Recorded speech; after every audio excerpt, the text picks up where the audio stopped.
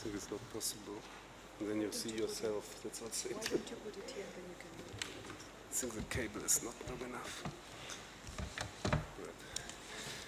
Yeah, good morning, everybody. So, my name is Alexander Juras. I'm the chief of UNEP's Civil Society unit.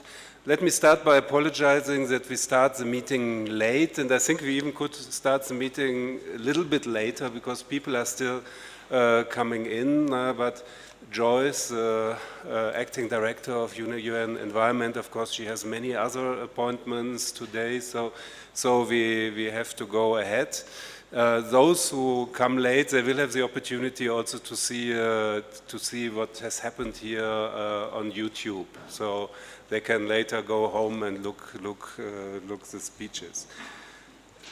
Colleagues and friends, United Nations Environment Assembly is a little bit less than 2 weeks ahead of us. It will be the 4th session of the United Nations Environment Assembly. And I'm very happy that also this year, as we did already previously before UNEA 3, we have the opportunity to welcome you at UN Environment in order to present you a little bit what you can expect from the UN Environment Assembly. I know many of you will participate or intend to participate. What are your opportunities to engage with the Assembly, with UNEP, with member states, with colleagues coming from all over the globe? As you will hear later on, the Assembly will be a very exciting event, almost 2 weeks if we include also the open-ended meeting of the Committee of Permanent Representative of various types of events, presentations, TED Talks, exhibitions. So I think all of you who will have the chance to come here will have really the opportunity also to learn a lot and in a way also to widen your horizon. I'm very happy that today for the opening session we have Joyce Masuya with us. Joyce is the acting director of UN Environment and she has agreed to open the meeting. She also has agreed to stay a little bit longer than it is written in the agenda that you got from us. So there will be after the opening 15 minutes or so for you to also ask questions if you have any. I'm also happy to welcome Stephen Cheboy from the Kenya NGO Council. As many of you know, we have now a very good cooperation with the Council, actually already since a couple of years. We have signed a memorandum of understanding, and I think Stephen will agree that since we started cooperation, we really could increase outreach and cooperation with Kenya-based non-governmental organizations. Stephen knows and you know that I always found it a pity to be in Kenya, and sometimes I thought I could be anywhere else because I don't see really in my daily work many Kenyan NGOs. So I think that's already a little success that we partly overcame that and made UNEP, UN Environment, more open also for NGOs from Kenya.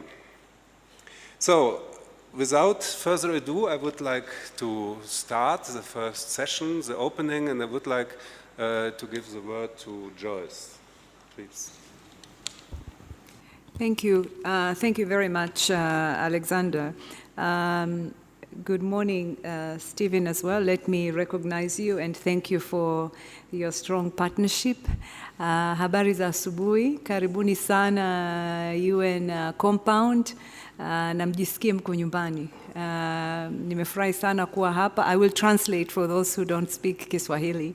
But I'm really delighted to be here with you, and particularly because this is my first engagement as part of the UNEA meeting with stakeholders. Kwa hiyo karibuni sana na mjisikie mko nyumbani na I hope tutapata nafasi ya kuongea. I just say that welcome, feel at home, and I hope we will have time to have a conversation. So on a more sort of my role this morning, I have to say these are really exciting times for Nairobi, for Kenya, for Africa, for the globe. And I think it's fantastic that in a couple of weeks, all the media attention and the global attention around environment will be on here. So as you know, and as Alexandra mentioned, the 4th UN Environment Assembly is just a few weeks away. We already have 65 ministers of environment confirmed to attend and over 100 ministerial level representatives.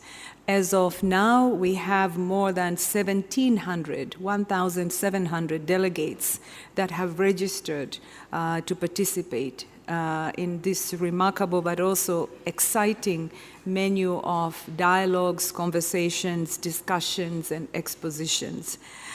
So I think together, pamoja, we should really think about how we take advantage of this stage where the world will really look at Nairobi, would look at UN Environment Program that is based and headquartered in Kenya. We believe that this will be one of the most important discussions on the environment in 2019.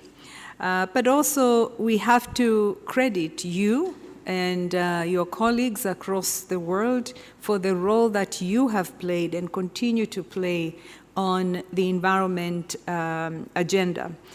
Whether you're physically present here or those who will eventually join us and listen to the recording, you do have a very central role to play. This is because if you think about the UN, it's a multilateral platform which truly succeeds when all the voices and concerns and perspectives from different stakeholders ahead. We believe that we can only do our job if we take people with us at every step. At the end of the day, whether you come from Tanzania, where I'm from, or from Nairobi, or from Buenos Aires, environment is really about people, both in the cities, but also in the villages. So for us to build a sustainable and an inclusive world, but also taking care of the planet, it requires collective action, and that means us working very, very closely with you. But let me bring this story back home, and back home I mean here in Nairobi.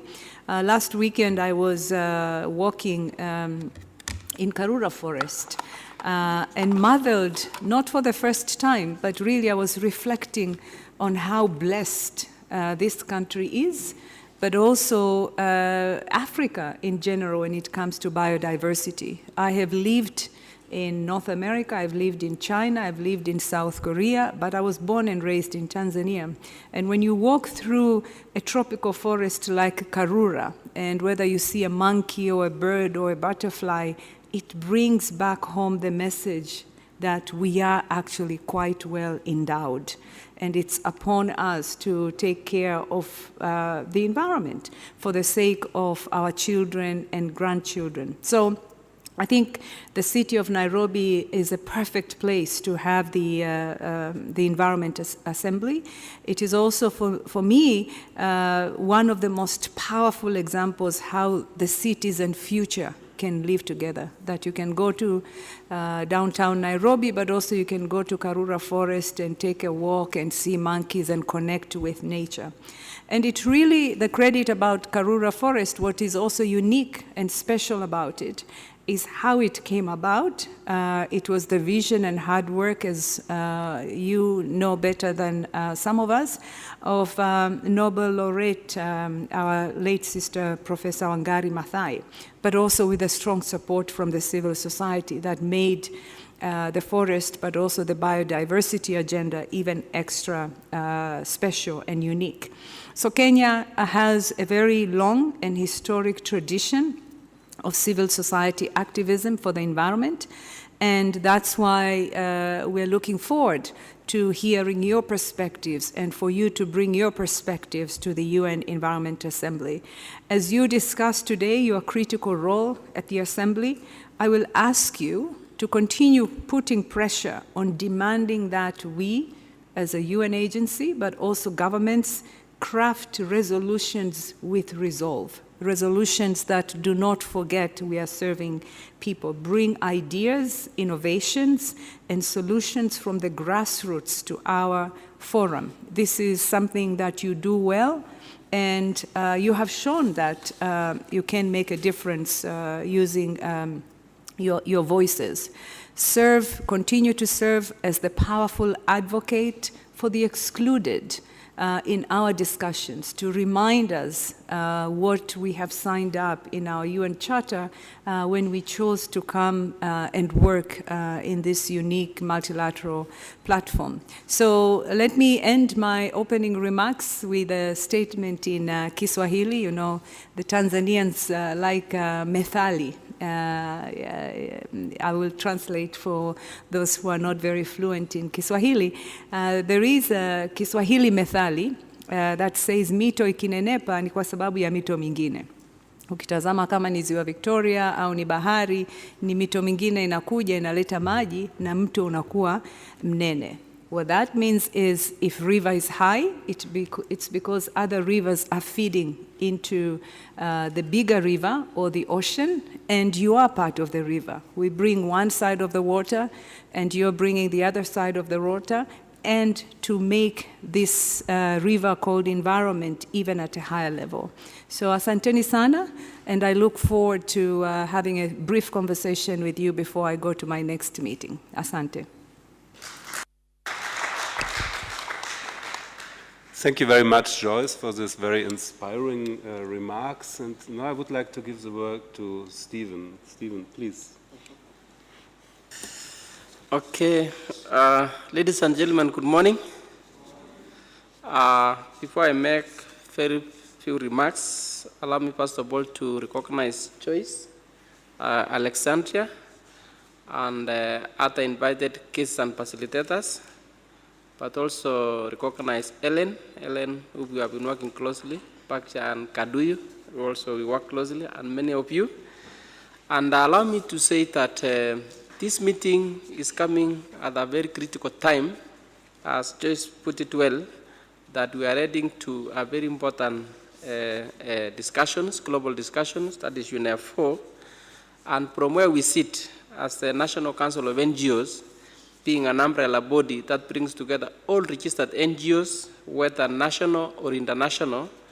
National means you operate within Kenya, and also international means you operate out, within and outside Kenya. We are proud as NGO Council that we relate well with our NGOs.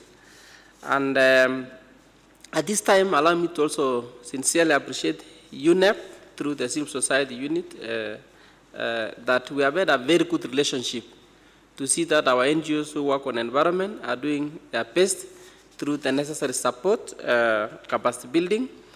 And allow me to point that during UNEA 3, we got an opportunity through the partnership with UNEP and organizations like PACCHA to have our NGOs sensitized before the main UNEA 3. And it was really, really a well and organized event. And again, we are coming here to also get to understand how to engage. So on that note, we really want to appreciate UNEP and partners for that support. We as NGO Council, we just play a facilitative role from where our NGOs sit, so in terms of working with the necessary partners to make sure our NGOs are facilitated in terms of information and also their capacity to engage. And that's why we are here to also learn how to engage with others. I must confess that our NGOs are doing a great work in relation to environment and even specifically climate change, if you talk organizations like PACCHA, to make sure that issues around environment and climate change are really dealt with. Where we sit again, we ensure that our NGOs are transparent, accountable, and also observe good governance whenever they engage. Because it's our duty to make sure that our NGOs are doing their best the way they are registered. And we are proud that we at NGO Council, representing all the NGOs, whether local or international, within Kenya, the partnership with UNEP has really helped us. Like, we have wanted to also bring all the NGOs. Currently, we have over 12,000 NGOs registered in Kenya as at late last year. And normally, when we have like such international forums, all the NGOs would like to be part of it. But because, again, chances and even resources may not allow, we select the few that they do a lot around maybe environment and even issues around climate change. So when you get an opportunity, remember that opportunity is given to you on behalf of many others who would like to be here. And allow me to appreciate UNEP through the CSOs unit, because whenever we always cry to them that we need this representation, they always consider us. And on that note, we really want to appreciate you. And as we move forward, we'll continue working with you very closely, and also through you, maybe other UN agencies, so that we make sure our NGOs, especially those working on environment and maybe climate change, are really supported. As I go towards finalizing my remarks, allow me to also appreciate so many other organizations working at grassroots levels. Apart from those working at national level, we have so many others who are doing great job at county levels and even at community levels to make sure the national and global agenda are disseminated and done well at local levels. I don't have much because I know this is a journey that has started. It had already started and we are continuing with the journey. All we need to do is to maintain a good relationship whenever we move forward. Each one of us has something to offer on the table, and we need to relate well. Let us console among ourselves. Whenever there is an issue, we reach out to UNEP, we reach out to partners who can facilitate us to have a good way of working. Allow me to also appreciate PACJA. I know they will have something to say later on through the program. But through them, we have had a very good platform to engage on climate governance. And maybe also my colleague Msaviri is here on behalf of SUSWatch and others, so that us on this sector, we work together to make sure that we are going towards united front and working closely with UNEP and other agencies. Otherwise, ladies and gentlemen, I'm happy that we are here. And all of us who are here on behalf of others, let us utilize the opportunity so that at the end of this forum and even the upcoming forums, we can proudly say we represented our colleagues who are not here. And allow me to finalize by making our commitment as the NGO Council, being the umbrella body of all organizations, that let us work together. We are more than willing to engage, and also maybe have our government support us where necessary. I know they work very closely with UNEP to make sure one or two things are happening. But because we are also in between our NGOs and our government, we make sure that we are in good books with everybody as we make sure issues of environment are tackled at national and global level. With those many remarks, or few remarks, I wish you a very, very fruitful deliberations. Thank you so much. Yeah, thank you very much, Stephen. And as I have said at the beginning, we have now 15 minutes or so for questions. Allow me to remind you that, of course, you will hear during the course of the morning lots of more details on UNEA and its agenda. So you don't need maybe to ask questions related to that. Also, if anybody needs it, you saw there we have headphones. So if anybody has would like to use them, please go ahead. So I would like to invite you for questions and comments, and kindly ask everybody who would like to ask a question also to introduce her or himself with a name and the organization you are representing. So are there any questions or comments? Please. Thank you very much. Good morning, my colleagues.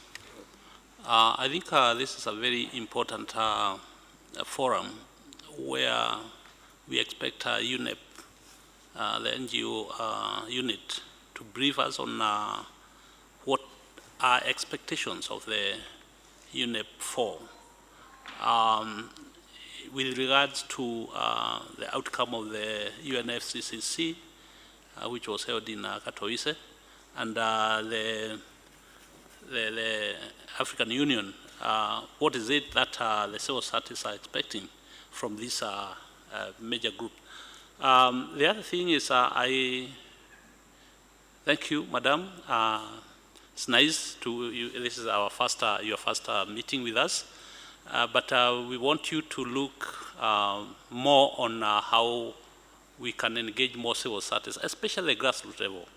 In Kenya, now we have a devolved government, and we don't see much coming from the counties in terms of environmental conservation. We just see other issues. We need to get to the county, we need support, we need awareness creation. We need even the counties to have been invited to such a forum here so that they can be able to grasp what is happening. I don't know what are the arrangements for bringing the counties representatives to the UNEA for, because at the end of the day, the counties are the ones who are supposed to implement some of the program. We saw yesterday the CAs going down to the river where we have gone back to polluting the Nairobi River. I don't know what is the position of UNEP on that and within this framework of UNEA 4, so that we can be able to address those pertinent issues, not to wait until when things are bad to the extent where we saw yesterday the CSR commenting on Nairobi River. Michuki started the program, Nairobi River program. It is stopped.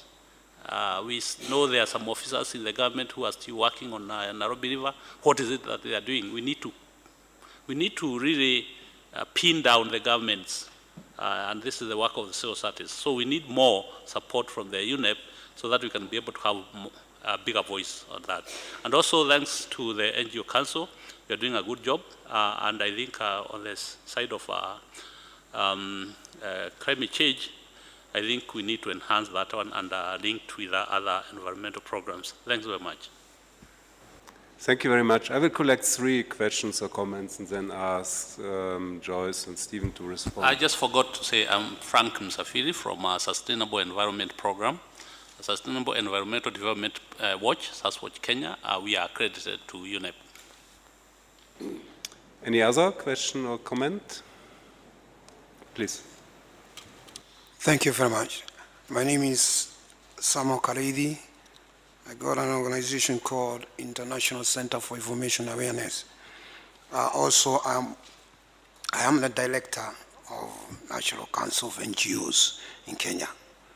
My compliment is to thank you for the work actually UNEP is doing to all the organizations that we have in Kenya and abroad, especially in this time when you are inviting us for UNEA 4. Can I say that we are heading at a very critical time where the global warming is coming up. And this also make the people in the world to understand when we come to that, we do about the climate change. This shows that how the people can participate and doing well so that we cope to our adaptation and mitigation in climate change. So I appreciate you so much for what you're doing. Thank you very much. Thank you very much. Any other comments? So if it's not the case, please, Joyce, and then Stephen, if you want to add. Thank you, Frank and Sam. So let me try and respond to a couple of questions that I think are directed directly to me.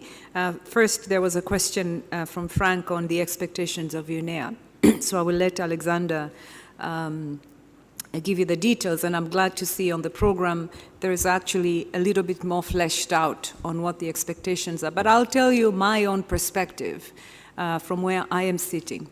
If you look at the theme for this forthcoming UNEA, which is sustainable production and consumption, it's a theme that touches all of us. It's really about how we consume, how we make choices, how we, at all levels, from whether you're a family, a parent, or a child, the choices that we can make as human beings.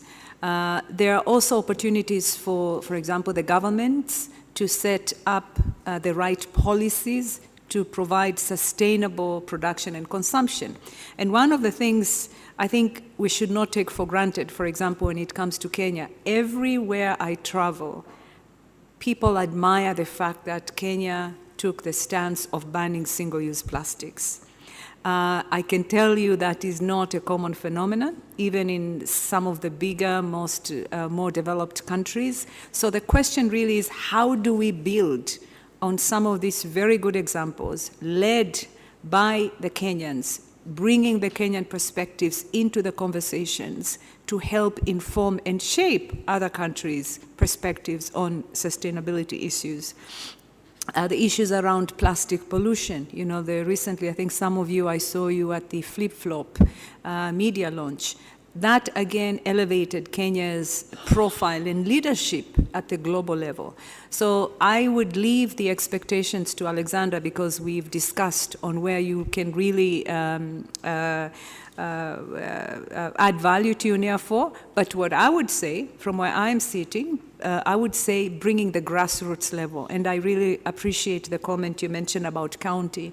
There are so many counties in Kenya, but the question is, within this framework of sustainable production and consumption, are there any good examples from counties, from different villages in Kenya that you could bring up to UNEA and say, this is what has been done in one part of the world?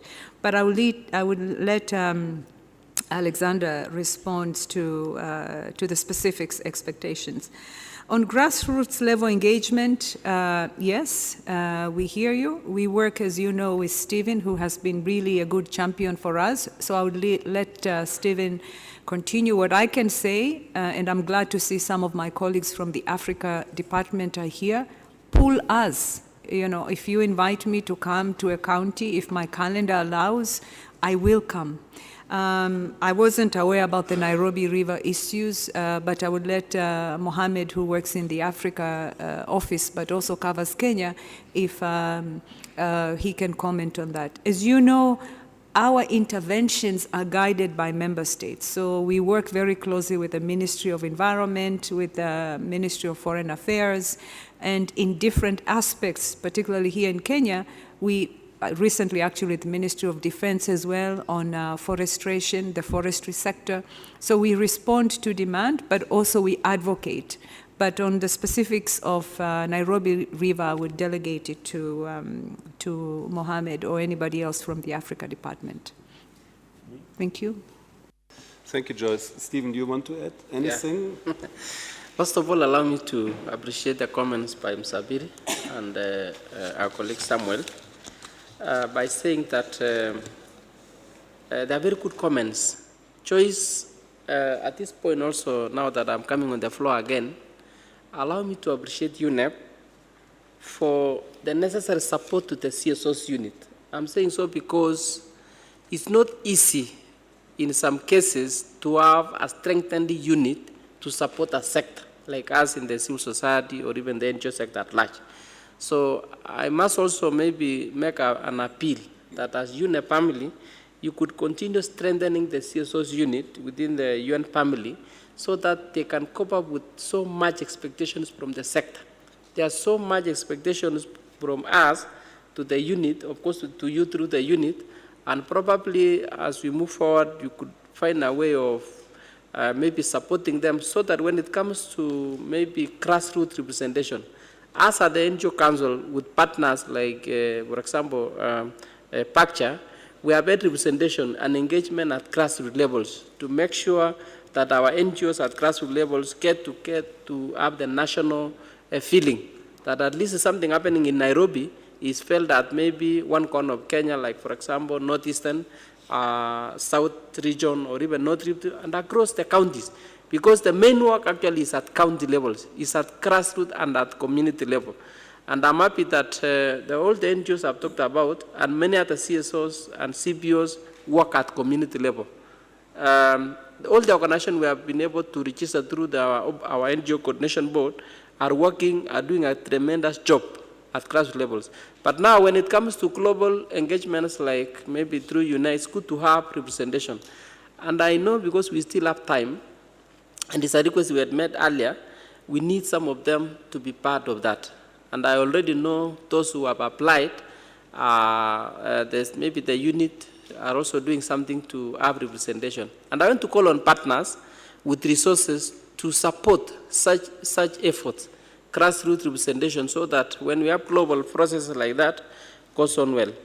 As I finalize, again, Madam, welcome to this work. I know we are starting at a very good time that we are also hosting a global community in Kenya as we maybe do the UNEA 4. Last but not least is to just say that we have a role, we have a duty as civil society organizations, as NGOs, to make sure we also engage. And I don't speak on behalf of, for example, the unit. We also have a challenge to maybe challenge our governments to make sure they also commit the necessary support and resources to, for example, UN systems. Because Joyce has put it that they work through UN member states. So we also need to challenge when we, in our own other meetings, that they need to support efforts. Like, for example, in our case, Ministry of Environment in Kenya. We need to challenge our governments that what proper support are you offering maybe to the UN systems and even to us at national level, not just talking but actions. But of course, as Joyce put it, we have had very good success stories, banning of plastics and so many other things by our agencies. So I must say that we have organizations that have done a lot. Like us with PACTURE and other partners, we have had a national platform to engage on climate governance. And that's a very good thing. Maybe later on in the course of the day, anyone can talk about it. But we need individual member organizations or NGOs to do their best to contribute to the national and even global discourse. Thank you so much. I reaffirm our commitment again that we will work closely with the UNEP through the CSOs unit and also other agencies to see that the contribution of NGOs are really felt during the upcoming UNEA 4 and other forums and other engagements. Thank you so much. Thank you, Stephen. You know, I forgot to acknowledge and thank Samuel. Asante sana for the very kind comments. I also want to reassure you, you have one of the strongest champions in the civil society in Alexandra. Every time I meet him, it's all about how can I give him more resources and how can I give him more people so we can support NGOs. So frankly, you don't see that a whole lot. You know, he's not Kenyan, he's not Tanzanian, but he truly cares about the NGO. So we'll continue engaging. I'm doing my best to support, but Stephen put it very, very nicely. You know, UN depends on voluntary contributions. If you can also, through your voices, help us to mobilize additional resources, including from the governments of Kenya, then I can respond to constant requests from Alexander. So you have a fantastic champion, and that's something you should really and I want to applaud him for all the work that he's done on this one. Yeah, thank you, Joyce. You really succeeded to embarrass me a little bit. I gave you a heads up. Yeah, you gave me a heads up. So I'd like to ask Mohammed. Thank you, Alexander. Thank you, Joyce. And colleagues, welcome to this meeting. My name is Mohammed Datani. I work with most of you, and I work also with civil society in the region, in Africa. In our interactions with civil society, we always encourage them to, engage. And the engagement means that you are part of the business. You are not just observers. To challenge governments or challenge the UN or other partners, you are part of the solutions. And when we talk about a resolution or decision from its conception to its implementation, you are part of that business. And that's actually the mindset that we should encourage and keep. On Nairobi River, I mean, you all know the story behind. And in one of our meetings that we had with stakeholders, I think the challenge there is to mobilize partners and show them the interest, why they should preserve and protect that river. That river is part of our natural resources, our natural capital in this country. And I remember in one of our presentations, I made a photo of one of the rivers in that it was restored, preserved not in Sweden, not in Denmark, in Africa. And the business that was actually created around that. Remember that we have 420 million young Africans looking for jobs in this continent. We have to preserve that, not just only for environmental protection, but also because we can create a lot of business around that river. I gave an example of one of my friends that actually a river that was restored and create kind of what we call in French marina, I don't know how we call that in English. Now a small shop can generate from 15 to 20,000 US dollars per month and employ at least 10 to 15 people. That's why we should preserve that river. And I think the challenge that we all have, it's actually to mobilize partners to invest in the protection and the restoration of Nairobi River. It's not just the responsibility of the government of the county of Nairobi or the UN. It's the responsibility of all of us, including investors. We have to actually show the value added of that river to all stakeholders and investors. Thank you very much.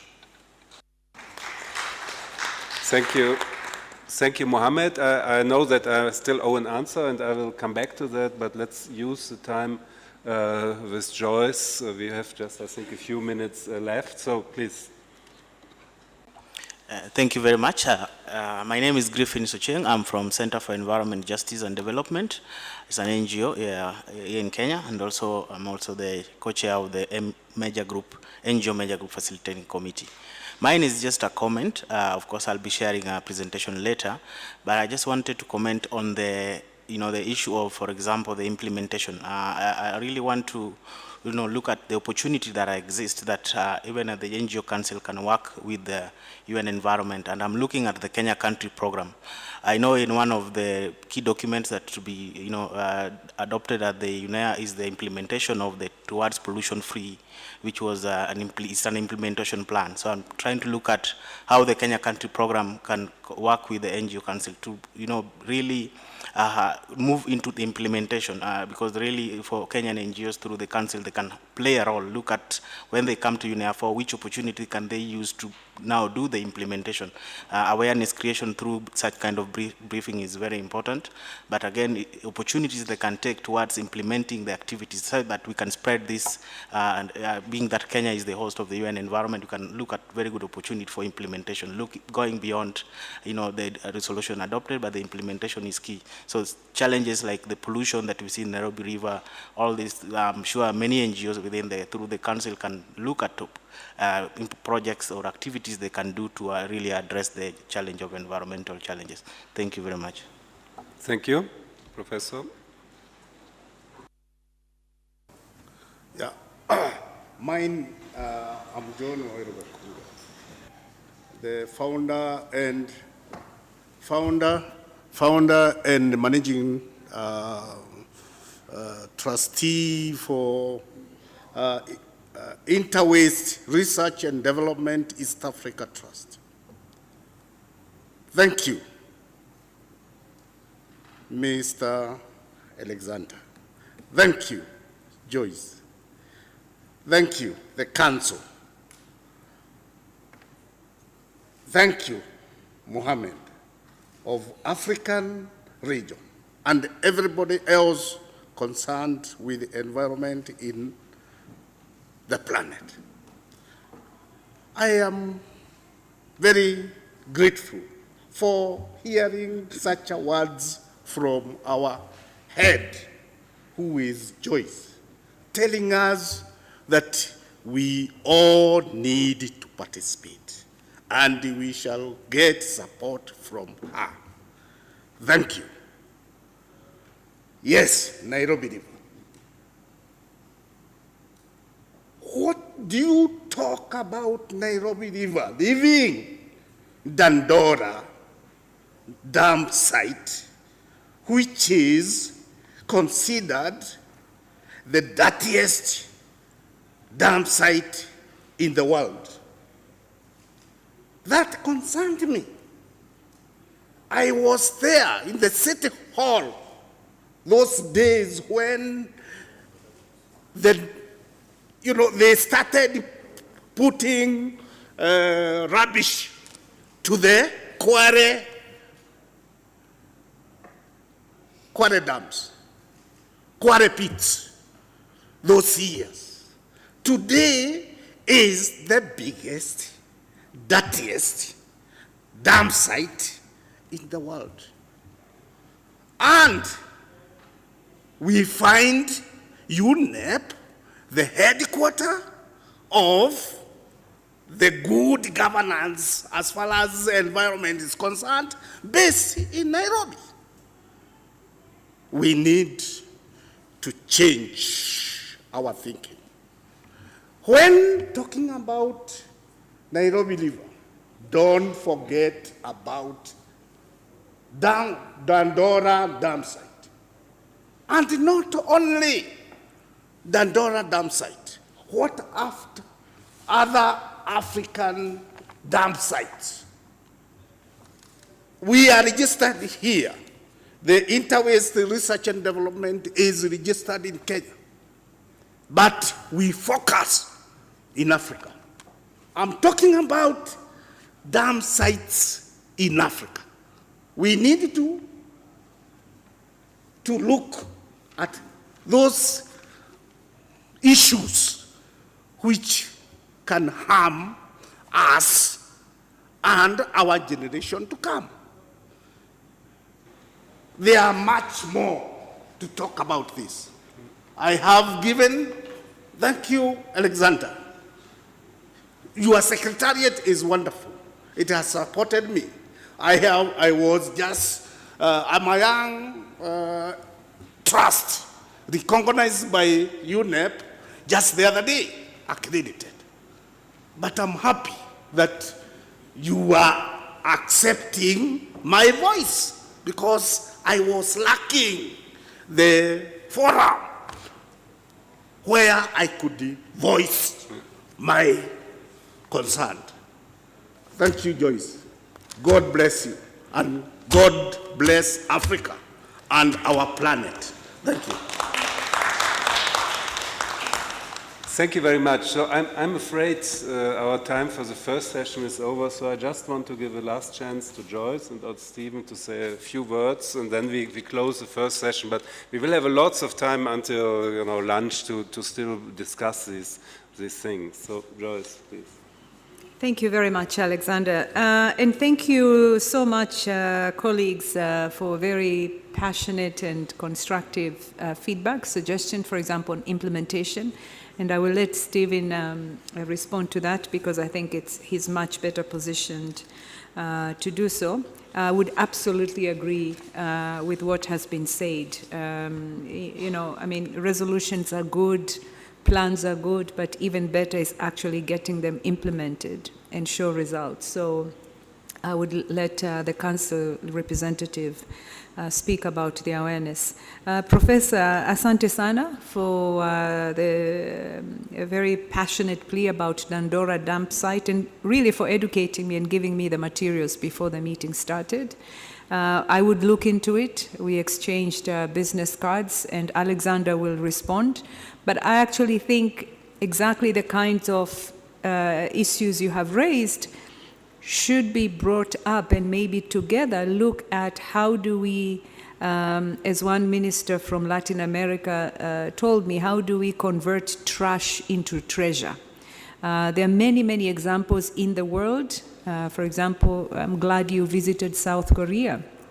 South Korea is one of the countries that have actually done extremely well in converting landfill into job creation, but also sort of national parks in the area of Incheon.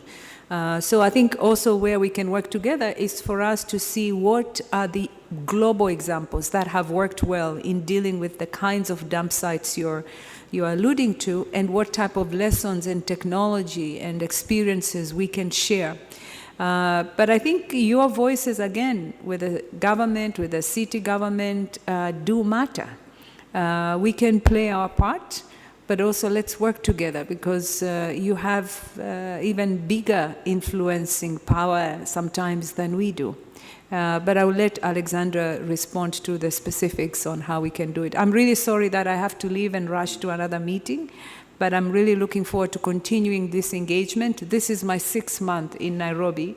I moved here in August, so I'm going to be here for a while unless I'm kicked out, but hopefully not. But let's engage, and if you do have, through the council or otherwise forum, that you think I can add value, I'll be more than happy to come and chit-chat and have a productive conversation. Asanteni sana. Thank you, Joyce. Steve, any last words? Yeah. You stay, of course, during the day. Yeah. Allow me, ladies and gentlemen, to actually, for the last time, or for once again, appreciate UNEP for the facilitative role they have always played to make sure our NGOs working around environment and climate change are accorded the necessary support. From the council perspective, the NGO council perspective, we also play facilitative role of NGOs. We are organization of NGOs, and maybe by mandate also other CSOs who may not necessarily be registered under the NGO Coordination Act, because the current law that is there is the one facilitating NGOs, and through the council we also reach out to others who are not under the NGOs. Since we are not like also an implementing agency, we implement through our NGOs, and thus our role remains facilitative, capacity building. Like as seated in this room this morning, I know most of us work on environment, because when you are choosing participants, we've carefully selected those who work on environment or who have programs around environment and maybe climate change by extension. So I would plead through this meeting that we partner and work closely with UNEP at national and even Africa region and even globally, because they have always supported us. And I know most of us, or some of us seated in this room, we have the capability in terms of resources. And you know, everything is not money. Money is just one of the facilitative something, but not everything. So when we come together, we are all already resources. And then collectively, through our collective voice, maybe under the council and other maybe organized ways, we can get always what we want to get. So I also look at this meeting can be a very good way of organizing ourselves. And I know ahead of us there is a lot planned to see how can we collectively engage during the UNEA 4 sessions, all 1 or maybe 2 weeks engagements. How do we ensure that the civil society organizations or the NGOs, not only in Kenya, but also from the global world, engage constructively? And I know some of you seated in this room, you work outside, in and outside Kenya. So when it comes to now engaging, let us have a united voice. And allow me to appreciate the NGOs and CSOs, because always they have spoken in one voice. They have always had one united front, not only in Kenya, but also in other forums. So I must say that let's work together with UNEP. We appreciate the already relationship, goodwill that is there. And also, because I must also maybe defend them at some point, they may not have the money to give us. But through the little we can have, we can support also them. So that it does not only say that we have the money from them, but also whatever little we have, we can say we have this money, how can we maybe support others within your networks? So I look forward in future through you, the council can come to UNEP and say, this time I think we can support this forum. I think I'm speaking, eh? And then when they have resources, they can also tell us, we have this, what can we do? And allow me to also request you this. You will not succeed as an individual entity when you go alone. But when we come together the way we are, we will succeed. I'll bring the little I have, you'll bring the little you have. When we put together in one basket, it makes a difference. And even engagement at national level, whenever we go to maybe meet the CSS or various institutions, ministries, when we don't go as one voice, we will not succeed. Because when you go as individual, you can't succeed. But when you go as united voice, we will succeed. So Joyce, I can assure you from where I sit, no one will kick you. We will work with you well to make sure for the many years, hopefully you will remain around. We have the Kenyan NGOs and NGOs from around the globe to make a difference within the United Nations Environment Program and other programs around that. Ladies and gentlemen, I know we have time to engage further. I'll also be around so that before the end of the day, we will have a united voice. Let us not be mean. Let me finish by saying, let us not be. If you have resources, be generous to your colleagues, and we will support you to make sure whatever you want to achieve is achieved. Thank you so much, Alexandria, for the support and UNEP at large. Thank you very much.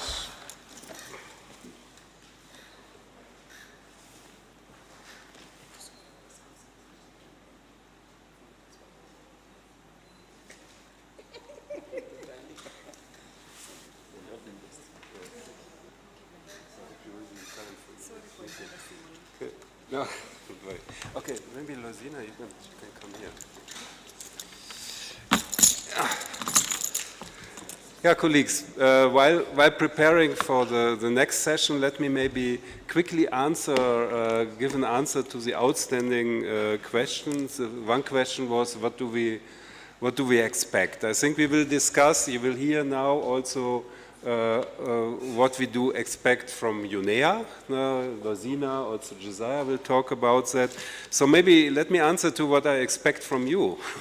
So, because we think, you heard already that we expect from you and NGOs participating in UNEA really to engage during the event, to influence the event, also to share your knowledge and your expertise. Also, maybe you heard from Joyce to put a good word for UNEP to help us to become more powerful, more influential, even to improve our financial situation.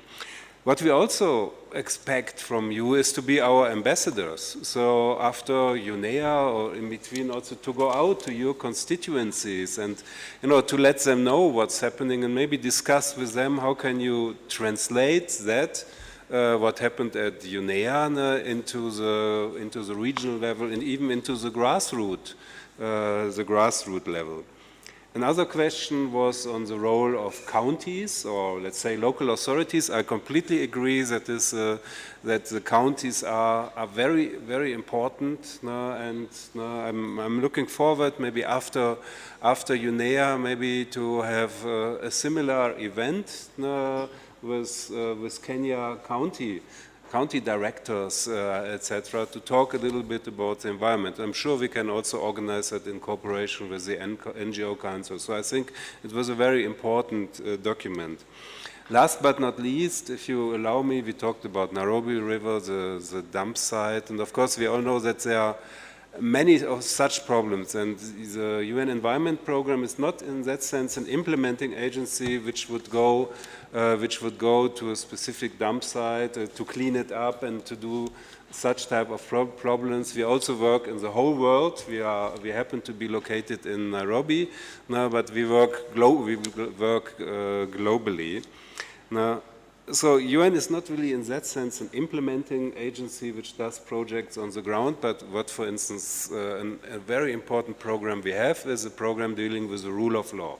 And I think all of you will agree with me that a big problem what Kenya and other countries facing is not that there's not a good regulations. There are regulations on pollution of rivers, there are noise regulations, so many environmental issues are regulated in Kenya. The problem is this law is not applied. You can violate the law if you have enough money, if you are influential, if you are able to sponsor the police. So many activities which are harmful for the environment happen despite having legislation in place which forbids that to happen.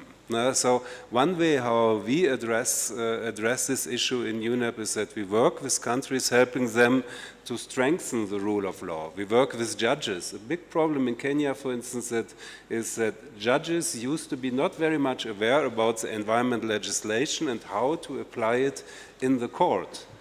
Because you have, as Kenyans, you have the opportunity to go the legal way if you see that an environmental law is broken. Very often it's difficult because even you find judges, sometimes also lawyers, not be aware, not be knowledgeable enough how to deal with that. And UNEP is doing lots of work, for instance, in training judges. So only this quick remarks, we have more time to discuss. So our next session, I'd like to welcome my colleague Loisina. Loisina works in the Secretariat of the Governing Bodies, in the Governance Affairs Office. The Secretariat of the Governing Bodies is my colleagues who are in charge for organizing UNEA, in particular for organizing the governmental part of UNEA, so actually the core meeting of the United Nations Environment Assembly. So Loisina will give you an overview what happens in the political negotiations, what are the expected outcome at UNEA, but also what different type of events take place. Some of you who are accredited to UNEP and who come here will be able to sit in the room, even to raise your hands and tell something to ministers of the environment from the whole world, unless there's no time and you don't get the word. Some of you may not be in because you're not accredited, but as you know, many other events happen. So without further ado, Loisina, the floor is yours. Thank you, Alexander. And yes, as Alexander has so ably explained, pretty much what all the Secretariat of Governing Bodies entails and our work with UNEA. So what I'm going to do is take you through an overview of the UN Environment Assembly, and as he explains, the functions and the different events that you as civil society can engage in. Next slide, please. Next slide. So the functions of UNEA. Before UNEA, there was a preceding body called the Governing Council. The Governing Council was different from the UN Environment Assembly due to its limited nature and membership. And so now with the UN Environmental Assembly, we have universal membership, meaning all 195 member states plus accredited organizations to UNEP. Now, what the Governing Council did was it adopted a resolution 27/2, which set out the functions of the UN Environment Assembly, which were to set the global environmental agenda, provide overarching policy guidance and defines policy responses to address emerging environmental challenges, undertakes policy review, dialogue, and exchanges of experiences, provides strategic guidance to the UN Environment Program through its program of work, and organizes a multi-stakeholder dialogue, as well as fosters partnerships for achieving environmental goals and resource mobilization. Next slide, please. So as the highest decision-making body on the environment, as I said, UN Environment Assembly now has a membership of 193 UN member states. It has a bureau of 10 members. I'll go further into the bureau itself, which leads the UN Environment Assembly, and also has accredited major groups and other stakeholders to the UN Environment Program specifically that can engage in the Assembly. Now, the meeting takes place every 2 years on even number years and is preceded by the OECPR, or Open-Ended Committee of Permanent Representatives, which serves as a preparatory conference to the UN Environment Assembly. The UN Environment Assembly lasts 5 days. 2 of those days, which are the last 2, are the high-level segment. As for the outcome for the UN Environment Assembly, These are resolutions, decisions, and other outcome documents as decided by the member states during the Assembly. Next slide, please. Now, the Bureau of the UN Environment Assembly is what leads the Assembly. They are elected at the end of each and every UN Environment Assembly session, so this means that they serve for a 2-year span of period. The Bureau is composed of 10 members who are representative of 5 regional and political groups, 2 from each group, and the groups are namely Eastern European Group, Western European and Others Group, Africa Group, Latin America and Caribbean, and Asia Pacific Group. Next slide, please. Now, the theme for this year's assembly is innovative solutions for environmental challenges and sustainable consumption and production. It's a mouthful, but we're looking at innovative solutions, innovative ways to engage in and find solutions to challenges of sustainable consumption and production. Now, this overall theme has 3 focus areas: environmental challenges related to poverty and natural resources management, including sustainable food systems, food security, and halting biodiversity loss, life cycle approaches to resource efficiency, energy, chemicals, and waste management, and innovative sustainable business development at a time of rapid technological change. Now, for more information on these 3 focus areas and the overall theme of the Assembly, I invite you to read our background document from our Executive Director on the theme.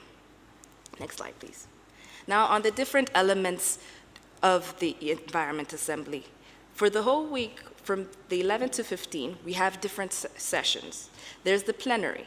Now, the plenary is where there'll be reports from the preparatory conference called the OECPR, Open-Ended Committee of Permanent Representatives, where their actions will be reported to the Assembly, and from there on, now the Assembly will decide the way forward on their actions.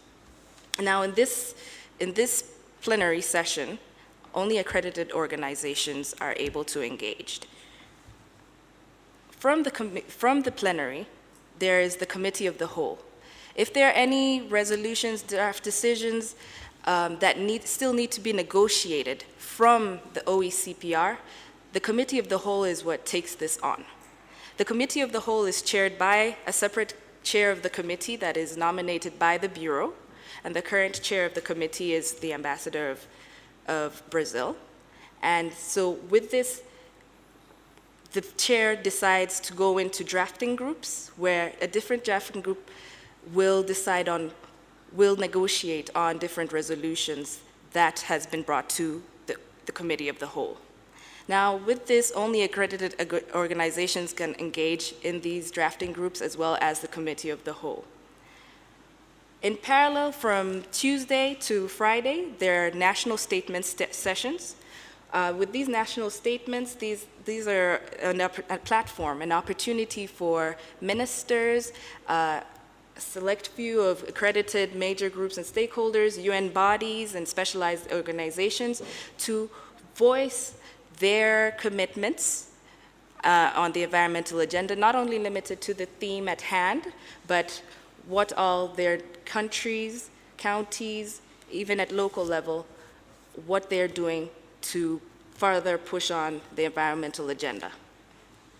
Apart from now those, we have 14 official side events during the Assembly from Monday to Friday that will be held during our lunchtime session as well as the evening session on various aspects of the environmental agenda, and more so focused on the theme.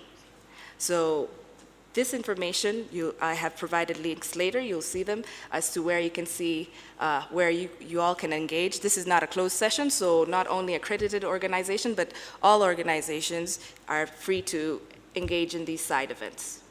Media events as well, there are various different media events being held throughout the week. There's a calendar as well, and it's all open for all to attend. Now, there's the high-level segment. As I said, these are the last 2 days of the week, Thursday and Friday.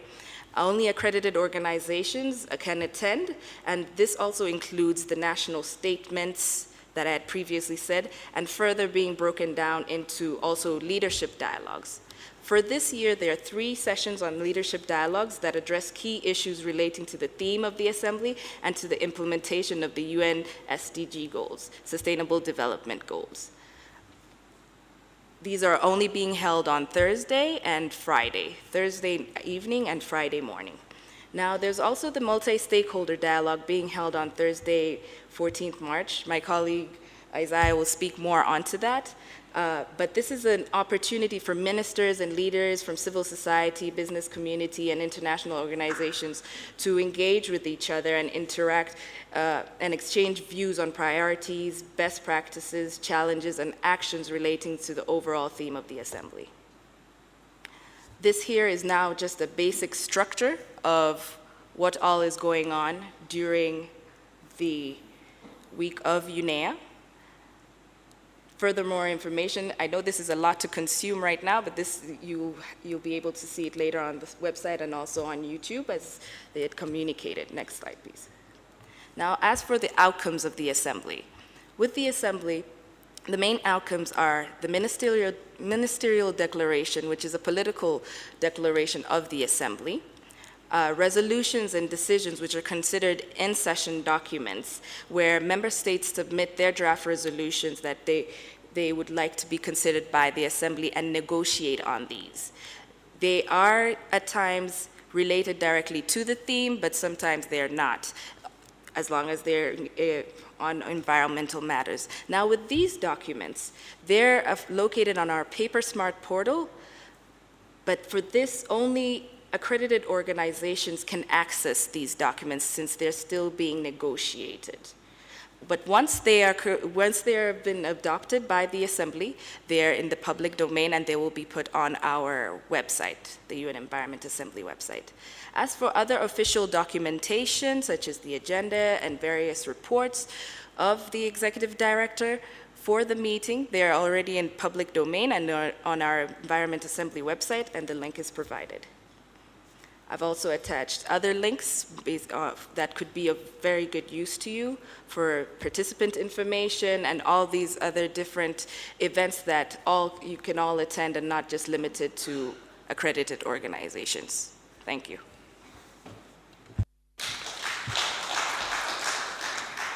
Yeah, thank you very much, Loisina. Finally, also I understand what is happening at UNEA. So we are a little bit behind time, but still I will allow a few questions or comments.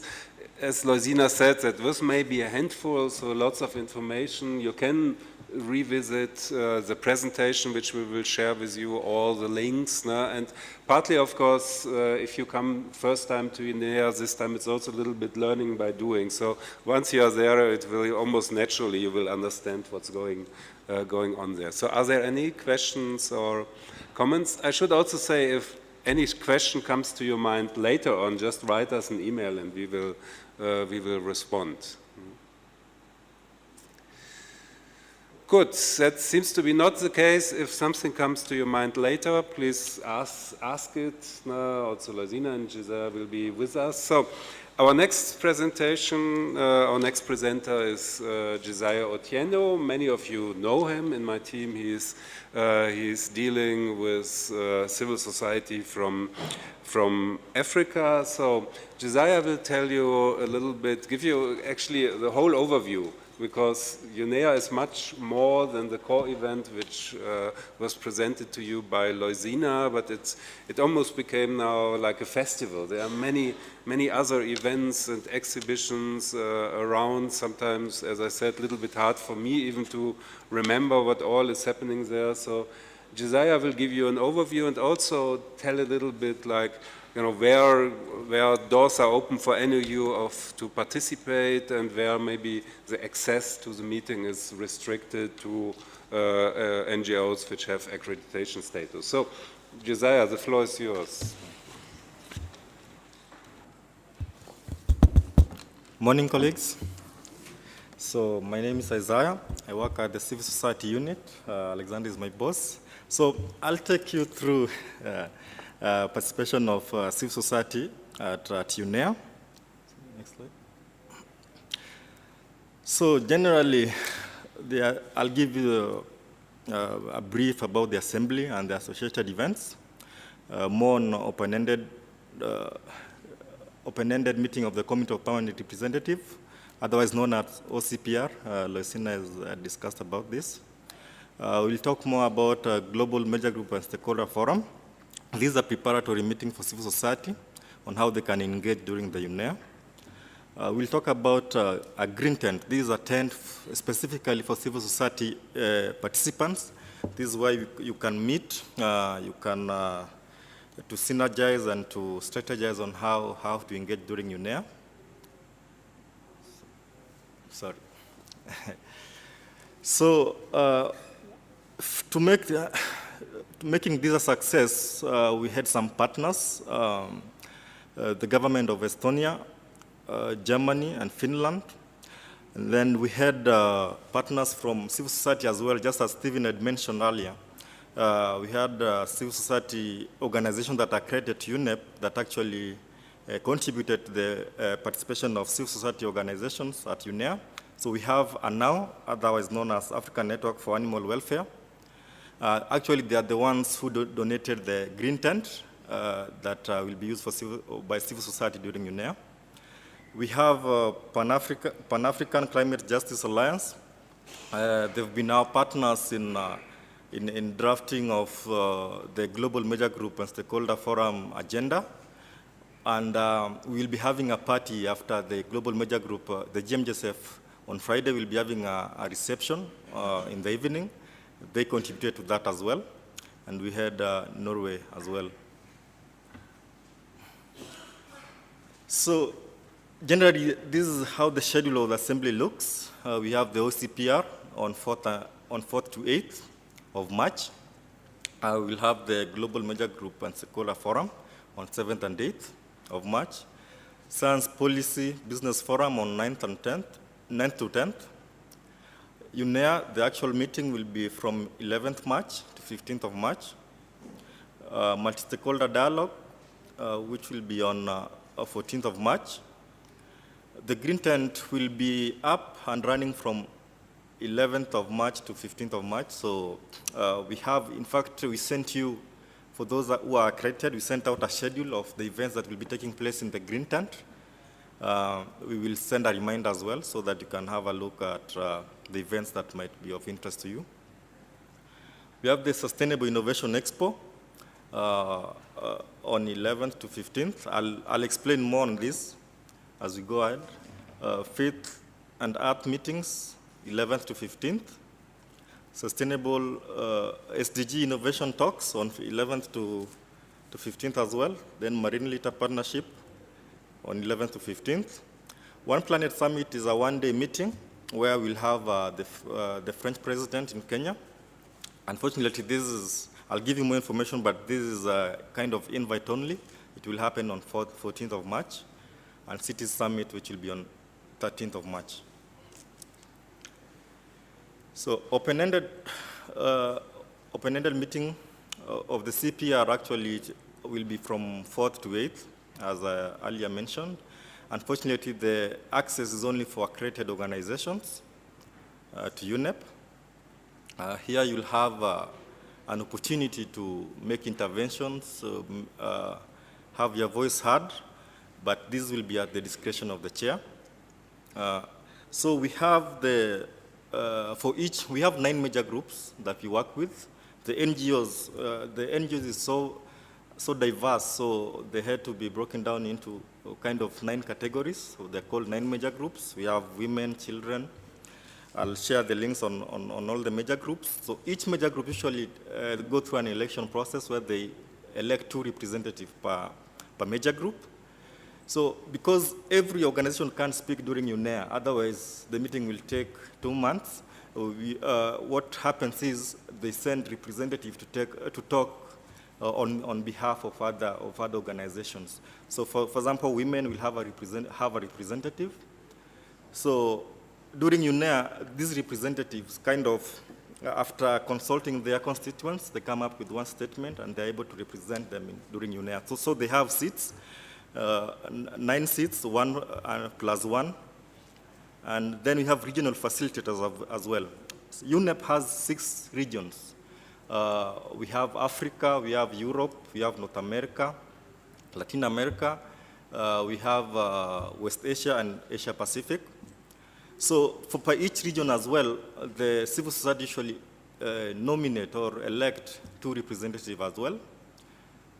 So the representative, they don't really, they talk on behalf of the organization that elect them. They can't make a statement without consulting the organization that elected them. So they have a seat as well at UNEA. So civil society organizations have access to the documents like Lucina had mentioned earlier in the Paper Smart portal. You are given password to access this. Unfortunately, non-accredited can't access these documents. Oral statements and written statements, as I mentioned, are allowed. Next. UNEA itself is comprised of the meetings, as you can see on the screen. We have the plenary. The plenary is where we have all the ministers. We have all the accredited organizations represented. And we have committee of the whole, which is a subsidiary of UNEA. It's a subcommittee that makes decisions, and then they come to the plenary to adopt these decisions. We have high-level segment. My colleague had talked about this.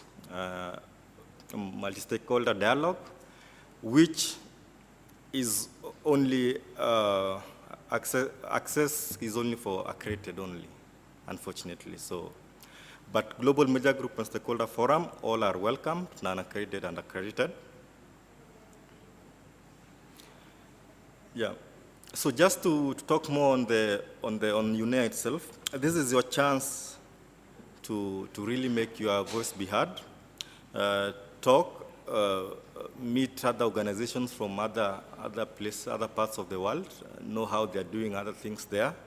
A challenge in Kenya may be an opportunity out there, so you learn how they do their kind of how they mobilize and make things happen there. So on the Global Media Group and Stakeholder Forum will be on 7th to 8th. It will be on conference room 2, just the conference next to us at the back. The entrance will be on the other side. As I mentioned, our key organizing partner is PAGJA, an accredited organization to UNEP.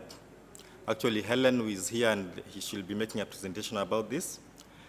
So the meeting is open for all accredited and non-accredited. The idea is to prepare civil society, prepare you to really make an impactful contribution during UNEA, so that you really feel that your voice was heard. So this is the meeting that we bring you together, we bring the civil society all over the world together to strategize on how to go through the week of UNEA. The contact is Obed. Unfortunately, she is not here, but Helen is here. Then from Major Group Facilitating Committee, the person in lead was Mohammed Abdelraouf. We'll share this presentation, so don't worry about the contacts, you'll get them. I'll share the presentations. We have multi-stakeholder dialogue, which will be on 14th of March from 5:30 to 7. Unfortunately, the access is only for accredited organization to UNEP. The theme is about innovation solution for sustainable consumption. We'll have presentations, and the contact person for this, in case you want to hear more about multi-stakeholder dialogue, is with Thomas Anderson. And the green tent. Now, the green tent is your space. This is where you'll be having morning meetings to strategize on how you'll go through the day. Here is where you will meet your regional facilitators, MGFC members, Major Facilitating Committee members. Griffin is here. He'll give you more information on their roles and how they engage you. But this is generally your tent. we'll have events in it, we'll have a presentation on it, but basically it's your space where you can meet, you can strategize, you can, for capacity building and so on. For this UNEA, we have 14 side events. Side events are events that will be running parallel to the main UNEA. The reason for this is because, as you see, the real UNEA, the actual meeting is so restrictive. It's only for ministers and for civil society who are accredited. But this does not mean that we still have experts who are really good in their areas, but unfortunately they are not accredited. We have civil society who are actually on the receiving end of the environmental degradation, and they're here. So we need to give them space so that they can actually discuss and talk about and contribute to UNEA in one way or the other. So side events provide this space. So we have 14 side events. We have the links there on how you can read through and see which will be exciting to you. And we have detailed description of each event on the link, so you'll get more information there. But I'll mention some of the events that are actually important and that you can really look into participating in. So the Science Policy Business Forum, as I said, we have experts, people who are scientists, people who really are good in their areas, and the science policy gives a space to these people to show us what science and technology can do to improve environment, or solve environmental problems. So these are meetings that is, access is allowed for all civil society, not only accredited. So you are allowed to attend this meeting. It will be on 8th to 10th of March. The contact is Sherin Zoba. The email is there.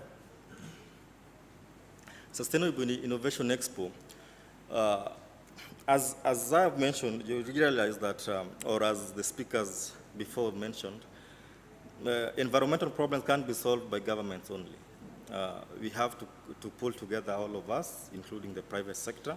They are some of the biggest players because you find that in the industry, they make some of these things that are polluting the environment. So you have to bring them on the table and discuss on how you can solve these issues. These are a space that will give them the voice to talk. The main target is private sector, but all accredited organizations are allowed in. The event will be from 11th to 15th. You'll have panel discussions, you'll have pop-up chats, and there'll be exhibition booths from private sector organizations displaying on what they are doing to solve the environmental problems as it is. The contact is Mia Tana. Next. Then there's a meeting called Global Partnership on Marine Litter. The meeting will have 30 sessions. As you know, the biggest casualty of pollution is the seas. All pollution always ends up on the sea. People upstream usually think that when they dump something on the river, the problem is solved, but really it ends up in the sea, and on the seas there's life. So you find that you've had cases of whales dying because of consumption of plastics and so on. So it's a real problem. Actually, in future our kids might not have fish because you'll have killed all the marine life. So these are tents that will give opportunity to discuss and see how to solve issues to do with marine pollution. All civil society are invited, accredited and non-accredited. The contact person is Heidi, as shown there. Then, as I mentioned, we have 9 major groups and one missed, that is faith. Most organizations are faith-based, but this was not. In UNEP's 9 major groups, they are missing. So faith, there's a unit called faith that was created to cater for these constituents. As you know, we have faiths that even believe that they have attachment to environment, strong attachment. So this event will give them a space to discuss how how the faith can contribute in solving environmental issues. It's an interactive session. Iyad is the contact person. You have his email there. Then we have the Sustainable Development Goals that were adopted in 2015. You find that these are UN-wide goals that are to be met by 2030. This event will be discussing the UNEA perspective on its contribution towards these goals. It will take place on 11th of March to 15th from 1 to 5. Contact person is Victor Sang, and the contact is there. Then we'll have on 14th of March a one-day event, One Planet Summit. The President of France will be here. Our President as well, Kenyan President, will be here for this event. And unfortunately, this event is only invite-only event for the civil society. There are just few representatives who are invited for this. The contact person is Kamar Rusuf. The city summit is the main target are government and sub-governments, that is county governments, for instance. The meeting will be taking place in, we have an organization just next to us, our neighbor here called ICRAF. So actually, the badges will be the same. The civil society will enter with the badges, and there's a gate that will be opened on this side, and you can access the ICRAF buildings. It will take place on 13th of March. Yeah, you are all welcome, accredited and unaccredited. It's interactive. It's just about how to make our cities eco-friendly.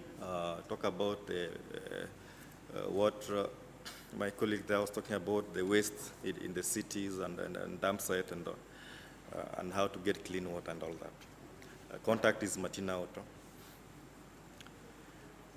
After UNEA on 15th, just immediately after UNEA, we'll have the Global Pact meeting.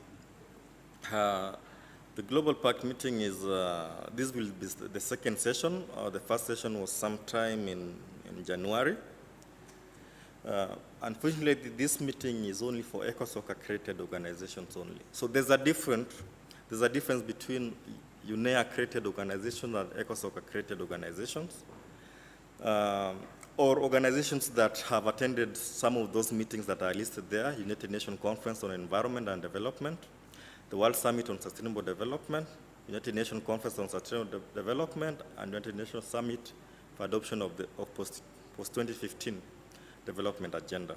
So these are the organizations that can attend, civil society organizations that can attend this meeting. Last time there was a bit of confusion there. I think for this coming meeting, we'll have a web page describing the difference between, so that there's no confusion. A delegate doesn't have to come from Western Kenya only to be told to go back because they are not accredited for this particular meeting. It will take place from on 18th to 20th, and the contact is our own Letitia Zobel. The registration is open by if you qualify for that meeting, the registration is open and the link is there. So for UNEA, we have a hashtag for those of you who are on social media. Whenever you'll be here, if you take a photo on something interesting or an exhibition, you can share it on social media with that hashtag, Solve Different, so that we spread the word out. People get to know what's happening.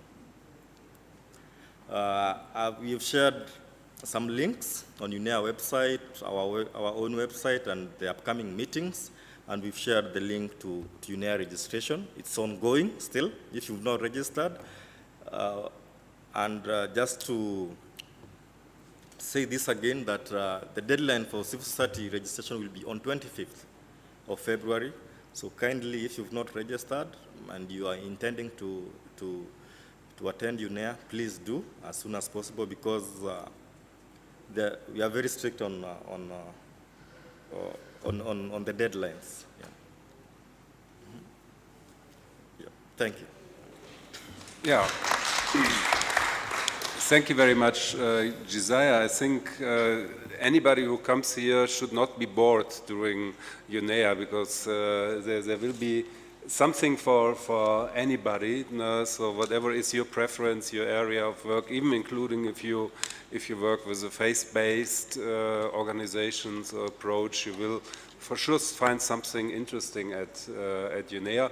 As you heard, even it goes beyond UNEA, because immediately in the week after UNEA there is another important meeting which is independent from UNEA but which still takes place at the same location here.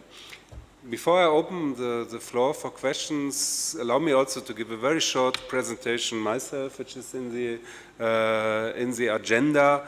We were thinking, shall we do that? Because some might be a little bit offended by that, and we have discussed with Stephen. But we are also not in the business since yesterday. So we have experience, and I think we just would like to give, especially for those of you who will come first time to UNEA, some guidance how these international meetings work and what is expected from you. And I'm sure many of you know that. In particular, I would ask also all of you to help us. So if you see people who maybe don't understand how to behave at international meetings, to help us also, educating them. This is, in most cases, is not out of ill intention, so it's out of lack of experience. So a little bit about, how are you expected to act at UNEA? UNEA, in particular, the core meeting, the assembly is a very high level, even including heads of state at occasions. A very high-level intergovernmental meeting in nature, and as you know, intergovernmental meetings, they are run by protocol. Protocol means very strict rules of behavior, some of them really, you would say, very old-fashioned, that includes even how you address people. Some you should only address as Excellency, others you can address so with their title, or Your Royal Highness if you happen a king here. So for sure you have seen that also, I don't know, in parliamentary sessions of the Kenyan government. So of course for you maybe the expectations in terms of following protocol are not so high, but I think you should keep that in mind, that in particular the core meeting is somehow run by protocol. Again, times are changing, the things are much, I would say, much easier going today than they have been before. An example is there's no more dress rule. So you will see many people who don't wear a tie or so, that these things have relaxed already. UNEA will be a very big event with a couple of thousand people. We all know that if you have such a big crowd of people together, there can be security concerns. UNEP, you saw that, or the UN, we have in a way our own police force. Again, that is common sense, but of course everybody is expected to follow. If they say, sorry, you cannot come in, anybody is expected also to listen to them, and I also would expect that any of you, any participant, also listens to me and my colleagues representing UNEP if we ask something. As Josiah has said already, not all sessions and consequently locations are open for everybody at any time.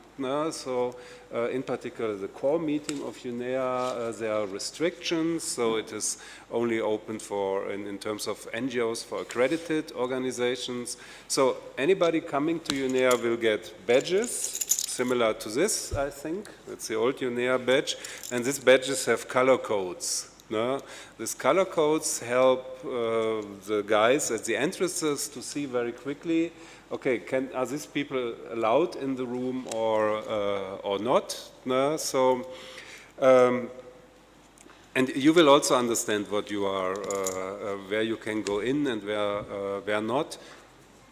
As an accredited organization, almost you can be everywhere, in every meeting, except those which are by invitation only. As a non-accredited organization, I said there are limitations.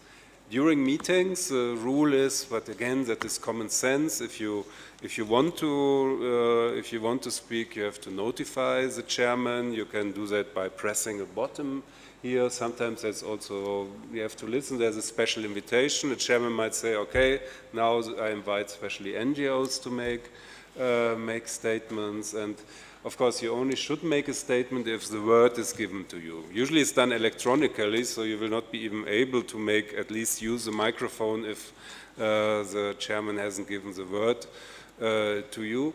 What you really never should do to speak if you're not authorized to. So of course you can. No, but of course that is not very welcome, and that will almost create immediate reaction from somebody in the room. No? Also, always wear your badge. I mean, if you forget it at home, you will not be let in. No? But also our security guys, so also don't wear it like that, like I always do, because it nerves me. It's climpering around. No? But especially during UNEA, the security guys also have the task to go around and check. Because again, it's a big meeting, and you know, in Kenya, but also in other locations, there are security concerns. No? Also some things which normally you shouldn't do. We had occasions where NGOs organized like sit-ins or protests or came with posters. So to do that without prior permission is, to say it bluntly, it's forbidden. So that will create an immediate reaction. Certainly you will be asked to, if you do, let's say, a demonstration or so, you will be asked to stop if you don't listen to the security personnel. They might even go as far as escorting you out from the compound, and in the worst case even it can mean a lifetime ban to enter any UN compound. So don't do it, and if you really feel the urge to do it, ask us for permission. I cannot say you will have it. It depends on the nature of the event, the timing, etc. But those who were at the last UNEA have seen that we had a few such type of, demonstration. I think we had also once a kind of theater play. But that was agreed in advance with us, and so in principle it is possible, of course, not always to welcome by anybody. Don't act disrespectfully. Okay, I will not go into that. I think that is common sense. No? At last UNEA we had an occasion that during official meetings some participants wrote with an adding on a paper and hold out something like, stop dirty business, I think it was.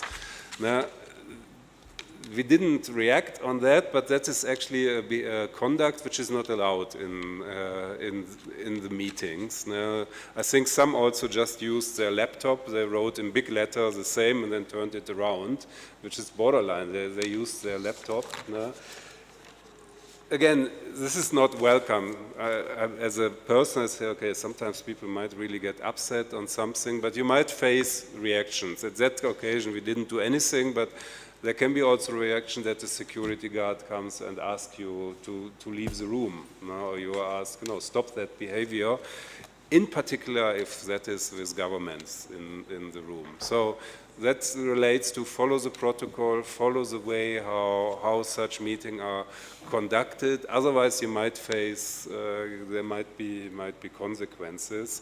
And again, I ask also all of you to help us with that, because even a single event which really disturbs a meeting can have really big consequences on future meetings. It will be remembered forever, and at the next UNEA, people come to me, but let's not bring so many NGOs, they only cause trouble. So please help also that the meeting goes smoothly in that sense. UNEA is a place where you raise your voice, where you present your positions in view, but it's not the place where you do demonstrations or scream or attack governments. Also that, it is not regarded in the UN context as an acceptable style to really heavily attack a certain government. No, I mean, it's a diplomatic meeting, so also if you speak as an NGO, no, so statements like down with the Kenyan government or so, that are absolutely not welcome, and immediately you will be also stopped. No? So the language we use is a diplomatic language, no, and keep that in mind. Again, US NGOs might be not so trained in doing that, no, so, but therefore I alert you to it. Very often also statements, no, are pre-prepared, so there are lots of colleagues who are, I mean, written down, who are experienced, so if you feel unsecure, is that appropriate to say something like that, talk to the colleagues, talk to us. That is no censorship. No, of course, you can talk what you want, say what you want, but you might, in certain cases, have to deal with consequences. Another issue is, which also always sometimes is a little bit complicated, Josiah has said there in the room you will at many of the meetings see seats for the nine major groups, so it's the science and technology, business and industry, etc., children and youth. And so the question is like, is the first children and youth, does it have the right to sit there or not? So normally the seating on these seats which have here this kind of things, that is coordinated through the major group facilitating committee. You know, they meet at the morning meetings in the green tent, and then that is discussed. Because at this kind of official seats, there are only 2 per major group and 2 per region. Of course, there are many other seats in the back. You can be in the room. If you want to speak, you have to, you know, you can rotate. It's not to sit there, it has to sit there all the time, but coordinate it really, and that's done at the morning meeting with the major group facilitating committee. Tell them, I would like to say something that might be combined with another statement. If you go ad hoc into the meeting and try to get that seat and speak, that might not work out. And of course, the demand for those seats is back. Sometimes we have situations where people who are not so experienced come, there may be early morning, the seat is free, they sit there, and then we ask them nicely. You know, that it works a little bit different as maybe it seems on the first view. There are lots of receptions happening here and there. Not all of them are open for everybody, so ask us. Some are open for everybody. I think usually the Kenya reception, which is somewhere in a tent on the hill, everybody is invited to participate. Some might be only for restricted group of people. So don't assume that, you know, when somewhere is a reception, everybody can go and serve himself, because, you know, there are couple of thousand people, and it's obvious if there's a little table, it's not for everybody. I'm saying that because we also had the problems that, you know, for a side event there was coffee and cookies, and then when people came out, everything was gone already, because those passing by were self-serving themselves. The last might sound maybe funny to you, as I say, don't bring minors, so don't bring children to UNEA. You might say, okay, who would bring children to UNEA? But we had a case last time, which was only a single case. Somebody brought her son, and actually the son went around, talked even to international delegations, give me money for school. So that's, of course, also understandable, but not appropriate. And because at that time, you know, I didn't think about this time. If I would see, you know, a child here, I would ask the parent or whoever actually we wouldn't let it in, but if the child comes in, we would ask to leave. Because we have no time to control that, and also it makes a bad impression on all the others. So therefore I put this here.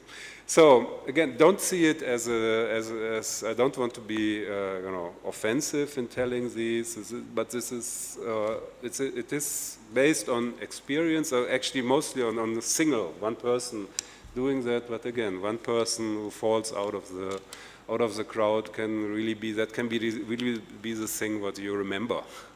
So I finish here, and the floor is open for questions. So on any, also if you want still on Loisida's presentation, on Josiah's, on what I have said, we are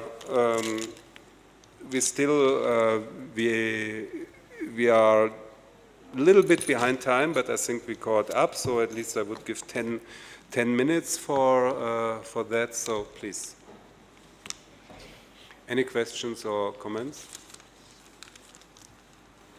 Thank you, Mr. Alexander, and also Isaiah and Luciana.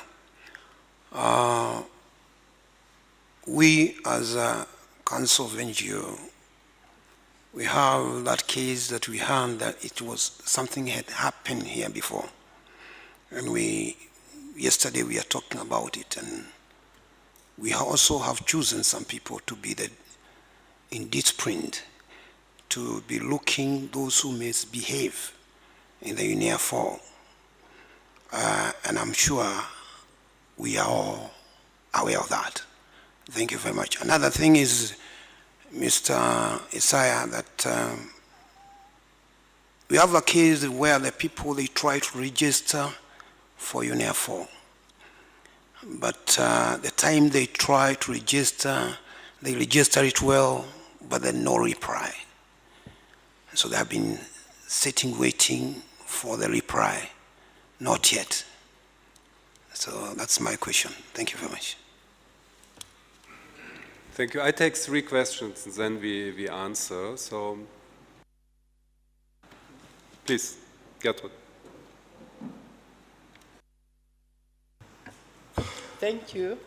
I want to make a comment on the sustainable production and consumption.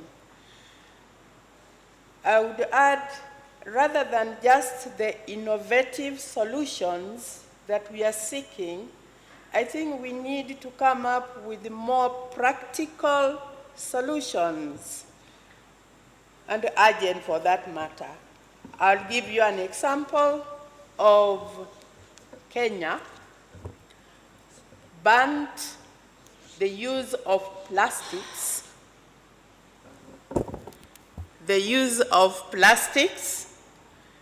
But then, whatever we consume, our water, our what, everything is still within plastics.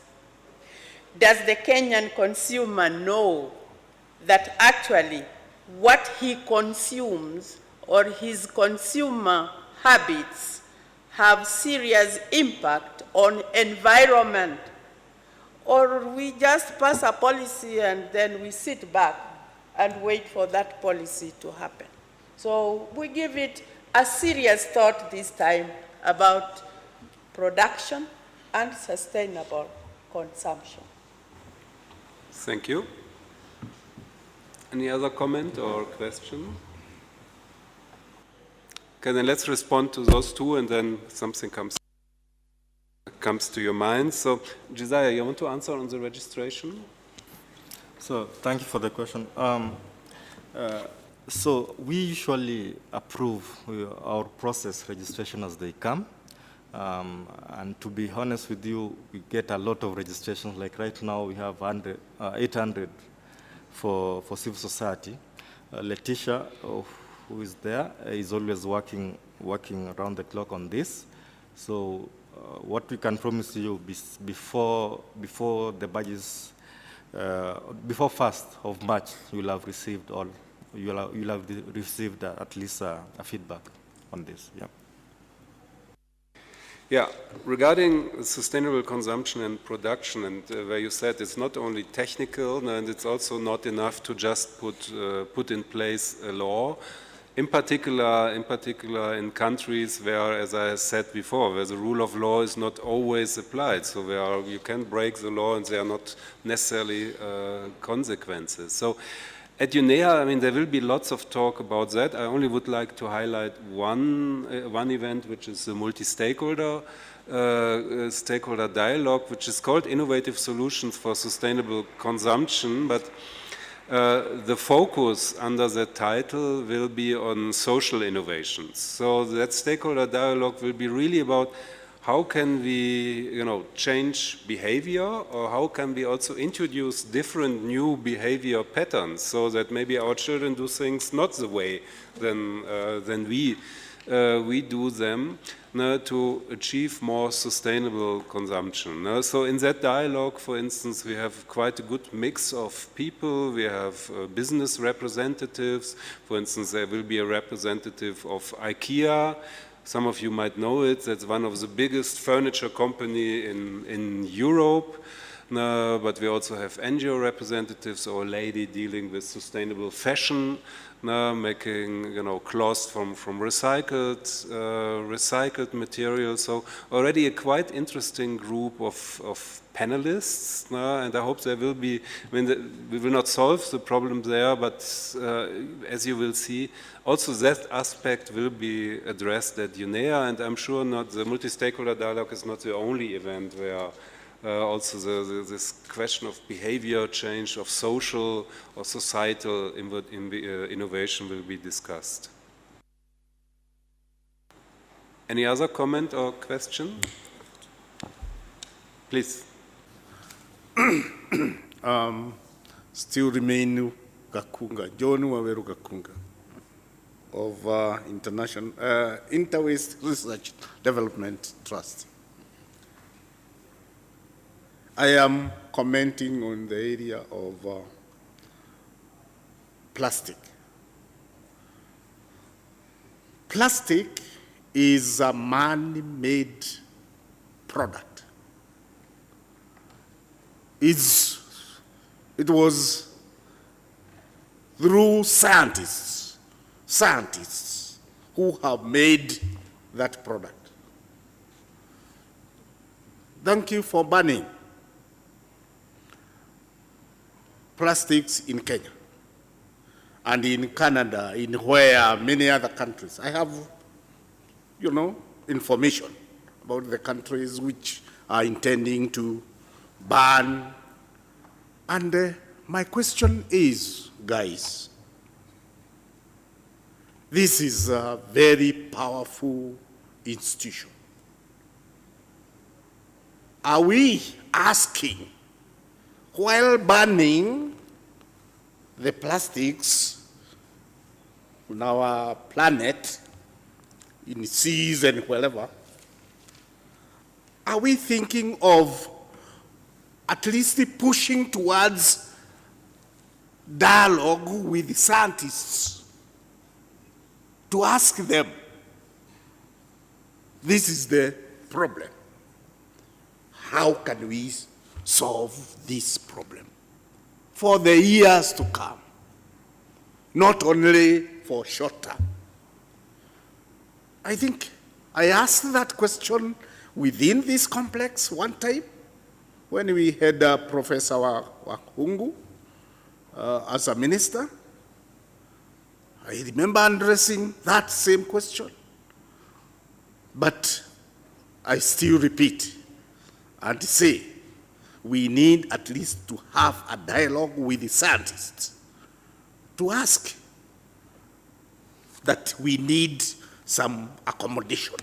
We need to ask these guys to find a solution from this same product they made. And it's creating problems for our environment. Thank you. Yeah, thank you. And I think, of course, you're right. And as you heard from Giselle's presentation, there will be actually numerous events at UNEA where we will talk, or you can talk, and contribute to the discussion, especially on plastic waste. So as you heard, there will be the whole UNEA week in a tent. We use tents because we don't have enough meeting rooms. No? In a tent will be a meeting of the Marine Litter Partnership, which is an international coalition to address the issue of marine litter. And marine litter is mostly plastic waste, where you will have scientists, where you have experts, you can meet NGOs from other countries, governments. So alone, if you go there, you will have lots of opportunity to discuss it. It's also, it will come up, of course, at the Science Policy Business Forum on the weekend, 9 to 10. The Science Policy Business Forum really has the idea to bring together scientists, but also politicians. As you know, the big problem is we know a lot. There's lots of science, but then politicians think 3 years until they are elected, and so they don't apply. They don't listen too often to scientists. Climate change is an example for that, but also others. And this time also business, because business plays such an important role. So we try to bring those three groups, science, business, and policy, together to discuss issues such as plastic, waste, etc., but also to discuss, how can we make it work, that the scientific findings really are translated into politics and also are translated into business behavior, which is less and less harming the environment. So I guess for the theme which interests you, you will have lots of opportunities at UNEA. That will not change things from one day to the other, but I think we are already listening to you and others who made such comments by providing at least a space to discuss and also to develop new partnerships. Any other, please? I start here and you and then you. Please, yeah. Introduce yourself. My name is Carol. I work with the Hans Seidel Foundation. And my question is in terms of tracking progress or conversation, especially for CSOs who can attend high-level segments or other ongoing programs, pilot programs. Do you have daily briefings, or do you have a channel that we can get updates or conversations that have gone on that we can be able to track, also in terms of following for implementation?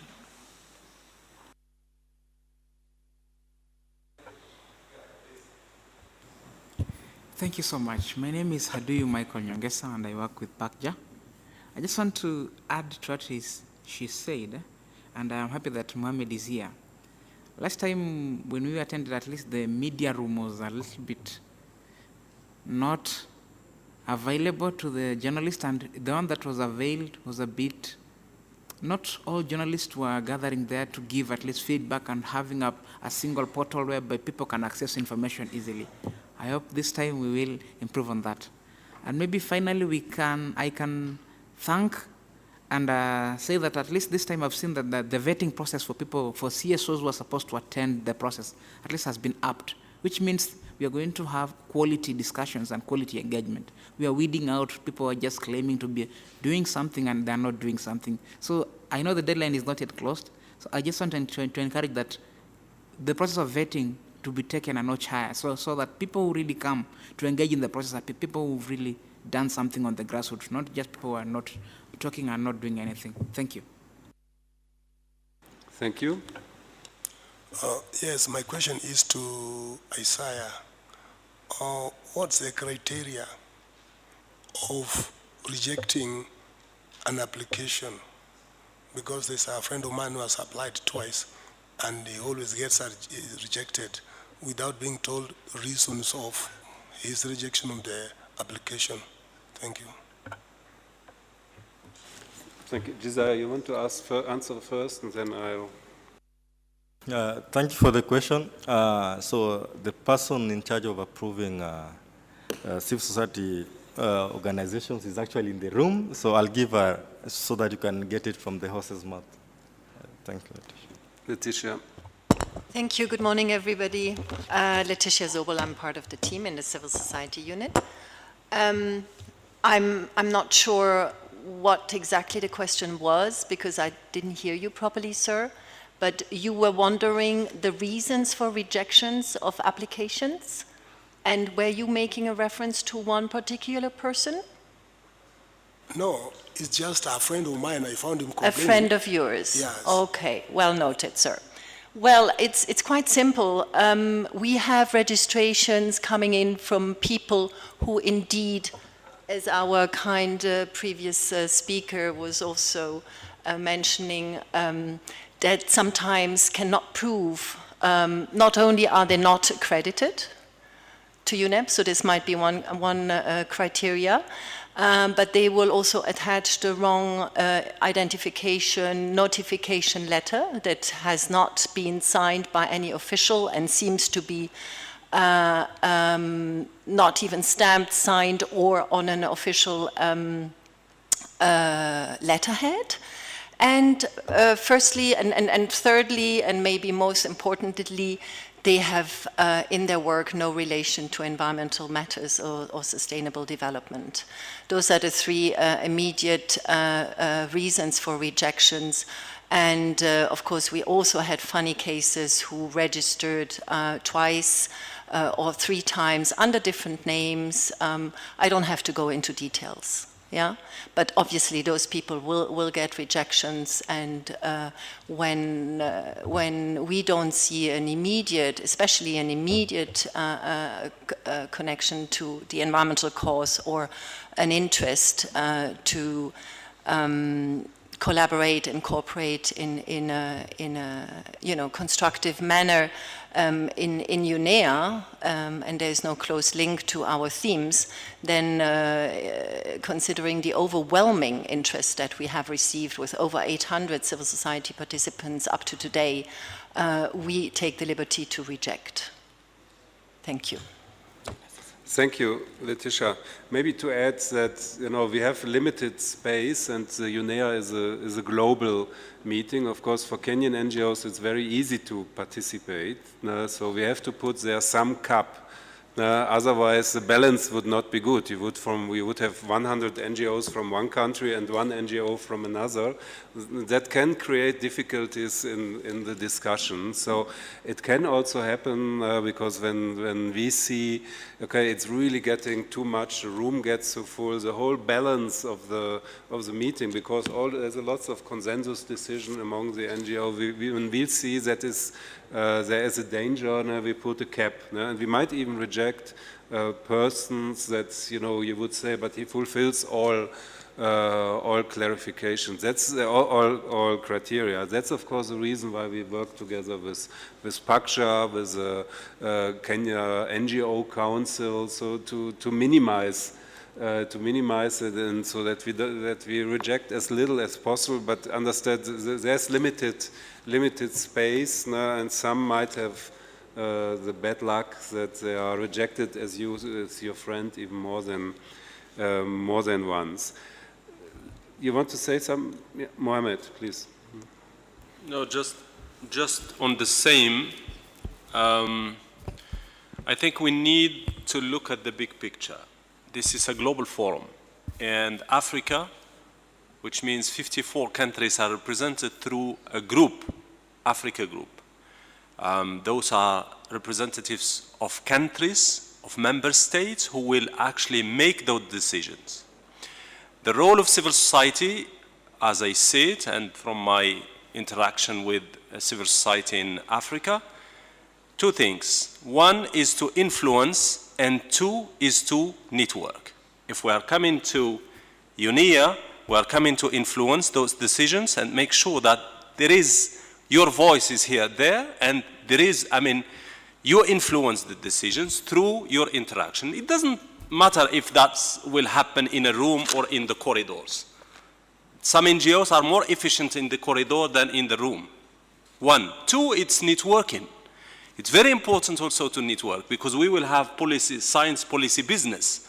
Those are businesses, companies coming here. And this is the actually value added, that the advantage of this organization is to convene that platform where you can meet, interact with people and network. It's very important. My advice to you is use the best people and best channels to influence and network. Because those who will talk on your behalf, they will talk on behalf of all NGOs in Africa. Thank you. Thank you, Mohammed.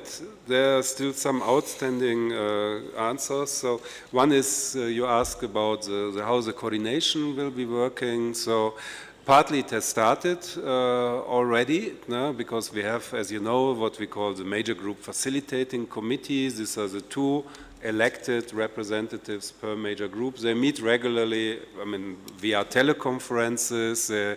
There's a group which has started to already draft statements. If you go to our website, you will see who are those people, and if you are interested to participate, contact them. There's, for instance, a Google group where the draft statements is published, and you can add to that. During the UNEA itself, there will be morning, for sure, morning meetings in the tent. So all NGOs who are interested to coordinate their activities with the others meet there, and they will get a report what has happened on the day before, what are maybe the critical issues where also help is needed because there's something really happening which goes in a completely wrong direction, etc. This time we also have, for the first time, a major group or NGO self-organized reporting service. So that is, there's a group, we even provided little funding for that, of a photographer, a few writers, which will produce a kind of daily newsletter. So where the summary of the day is published, where the highlights are presented also in terms of critical issues. There might, in the report, there might be interviews, even photos are mentioned already that will be widely distributed beyond also UNEA participants. And this group will also manage social media activities. So.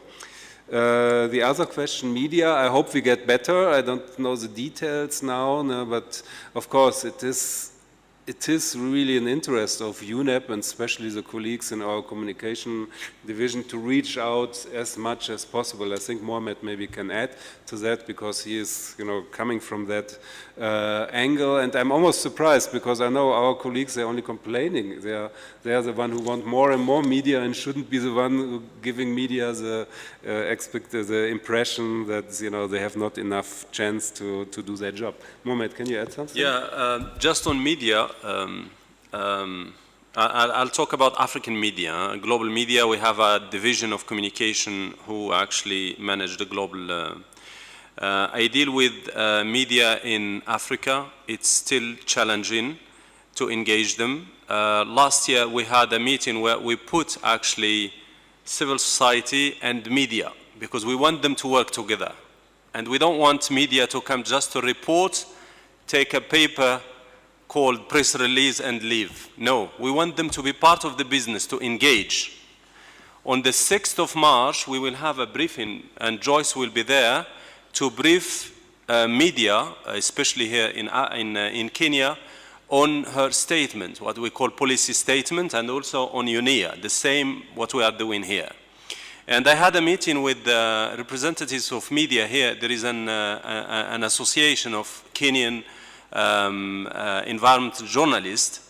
The chairperson came here, we meet, we work with them. I want her to be part of the panel, not just actually listening and reporting on the events. Because media, as you can see, I mean, even from what Joyce said this morning, we have member states, we have civil society, we have business, and we have media. Those are the stakeholders. And African media need to understand that they are part of the business. One of the challenges that they are facing today is to participate in events. And let me be frank with you, I mean, a journalist or a media outlet, sometimes they are not able even to make it to the meeting. That's something that has to be changed. We need to work on, on this issue together with media. Otherwise, I mean, our voices are in this continent is not heard or are not heard. So we need to engage media. And as civil society, please engage media because your success stories can only report it through media and not engaging them by sharing with them information, by engaging them in the process so they can understand the business. The business of environment is not that easy for a journalist. So engage them in that process. And that's what we are trying to do even here, to engage them with program and project officers here to understand when they report, they don't report only the surface, but also they report actually on substantive issues. Thank you. Thank you, Mohammed. So I think we need to get to the next and the last set of presentations. I'd like to thank Loisina. You had an excellent presentation, as you heard, no questions. So it means you covered really everything. Again, if some question comes to your mind later, write us. We will answer. I also like to thank Josiah. He just had to step out. We understood there are some remote questions from people sitting at home looking what's happening here on the computer. So we are just seeing how we can go about that. So may I ask the next presenters, so Beatrice, Griffins, also Helen, to come here and join me? And let's give them an applause. No?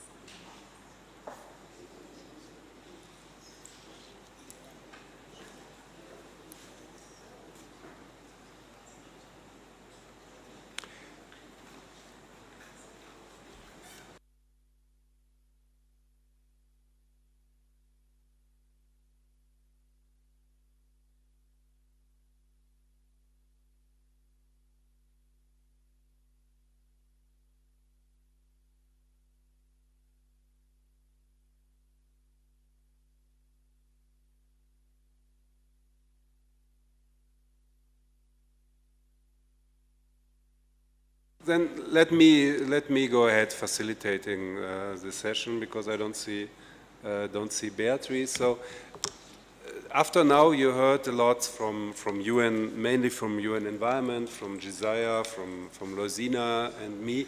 The last part of the morning, we would like, we in a way, I mean, we all would like to hear from you. As you have heard more than once in the morning, we try really to work closely with major groups, with NGOs in the preparation for UNEA, for instance, the Global Major Group and Stakeholders Forum, the two-day event on March 7 and 8, mainly for major groups. A few years ago, that was almost entirely organized by UNEP, by us. So I was writing the agenda and then we send it out, any comments. So now we moved really away from that and so to let major groups organize the day themselves, how they see fit according to their priorities, with our role, my colleagues' role, being mainly to help making it happen, to facilitate. So as I said, we work very closely with PACCHA, the Pan-African Climate Justice Alliance, which this year had the lead for the Global Major Group and Stakeholder Forum. For the last UNEA, we worked with the Asia-Pacific Civil Society Engagement Mechanism, which also did an excellent job in organizing the event.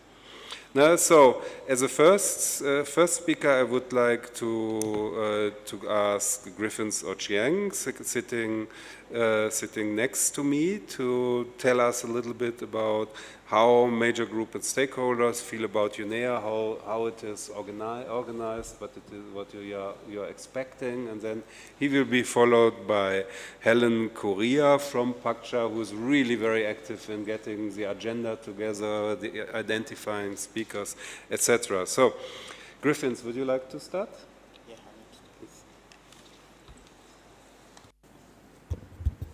Thank you very much, Alexander, and colleagues. Still good morning. I want to welcome you, and in this briefing, we want to share with you just a little bit about the NGO. As you heard, there are 9 major groups, so we have, which is shown in our presentation. that are part of the major groups and stakeholders. So for us, we mainly for the NGOs, and I believe those of us who are here are mainly NGOs. So to participate effectively in the UNEA, the NGOs, which is the biggest constituency, we self-organize ourselves in terms of how do we contribute, make inputs, and also around the events that has been presented by Isaiah.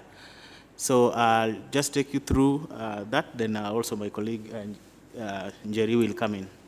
So first we will share with you the major group stakeholders forum, which has been mentioned, and also your engagement in the UNEA and subsidiary bodies, like it was mentioned about the open-ended committee of permanent representatives, which mainly for accredited NGOs as also was emphasized. But we have also in terms of events and the opportunity for engagement, where our self-organization mainly comes in. Next. So as was mentioned, these are the 9 major groups. So we will only talk about the NGOs, which is in the last. Next. So for the structure, in terms of the major groups, how we engage, we are composed of those 9, we have representatives from the major groups who are accredited to the UN environment. Also, it was earlier mentioned by Isaiah, there are also regional representatives. For example, in Africa, we have 2 regional representatives who are from Uganda and also in Tanzania. So they are mainly responsible for communicating and also coordinating the participation of NGOs in the Africa region. And if you were here in the last AMSEN meeting, which was also the Africa region preparatory meeting, you may have interacted with Fasal and Gertrude. The regional representatives are elected on a 1-year term, so I think they are serving their year tenure, and of course it takes place in each of the regions that was also highlighted by Isaiah. In terms of global sort of global perspective, we also have representatives, 2 representatives who act as co-chairs of each of these 9 major groups. So for the NGOs, these are elected on a 2-year period as co-chairs of the facilitating committee of the NGO major group as one of the major groups. And they work towards consulting and building a process within the constituency. So the election is actually led by the UN Environment Civil Society Unit.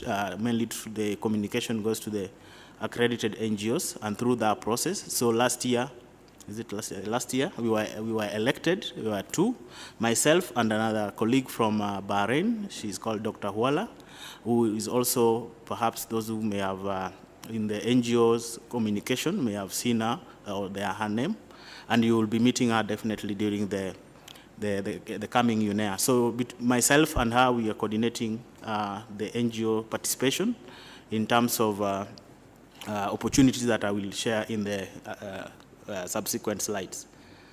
Next. So this is at this point I want to leave it to Helen to talk about the major groups stakeholders forum, which is being co-organized by PACJA and the UN Environment. Thank you, Griffins. My name is Helen Kuria. As I've been introduced, I work with PACJA. As one of the key organizations, we have been supporting in self-organization of the major groups stakeholders forum. So I'm just going to take you through the brief of what we have done so far, and basically we look at the agenda. As it has been mentioned earlier by my colleagues, this is the forum. The forum presents a platform where civil society organizations, we are able to engage with UNEA and to ensure that our voices are heard, and any issues or contributions that we may have to UNEA and to engage with UN Environment gets to the right platform. So basically, the forum meets after every 2 years. I think that has already been mentioned. And it's a very key forum for us because it is and at this forum that we are able to make our case. Just to mention earlier, from building from the structure, we usually have regional consultative meetings. That is, for example, last year we had one for Africa, and from these regional consultative meetings is where we build our agenda towards now the global major groups and stakeholder forum. So what is coming is a global platform whereby we are having all participants across the world. So going directly to what is ahead of us, the 18th session of GMGSF, of course, we have already heard about it. There is an error in that date. We'll correct that on the agenda. But the process starts from 6th to 8th. 6th is the registration. Then we have the actual agenda, which will project 7th and 8th. And the process, as has been mentioned earlier, is co-hosted by PACJA and the UN Environment, of course. The agenda was mentioned earlier, but basically we are looking at ensuring we have innovative solutions to the current environmental challenges and sustainable production and consumption. Of course, now how do you benefit as CSOs? This is, first of all, a preparatory, it's going to be our preparatory meeting as CSOs for the assembly and other associated meetings, which we had a list of what is going to happen from Isaiah. And then, of course, it is to identify important themes and decisions so that we can forward that to UNEA. So we will be building towards something. And of course, it is to provide a platform for us to exchange views and also to network and to ensure that we influence the process that takes place immediately after, and that is UNEA. So going to the agenda of the meeting.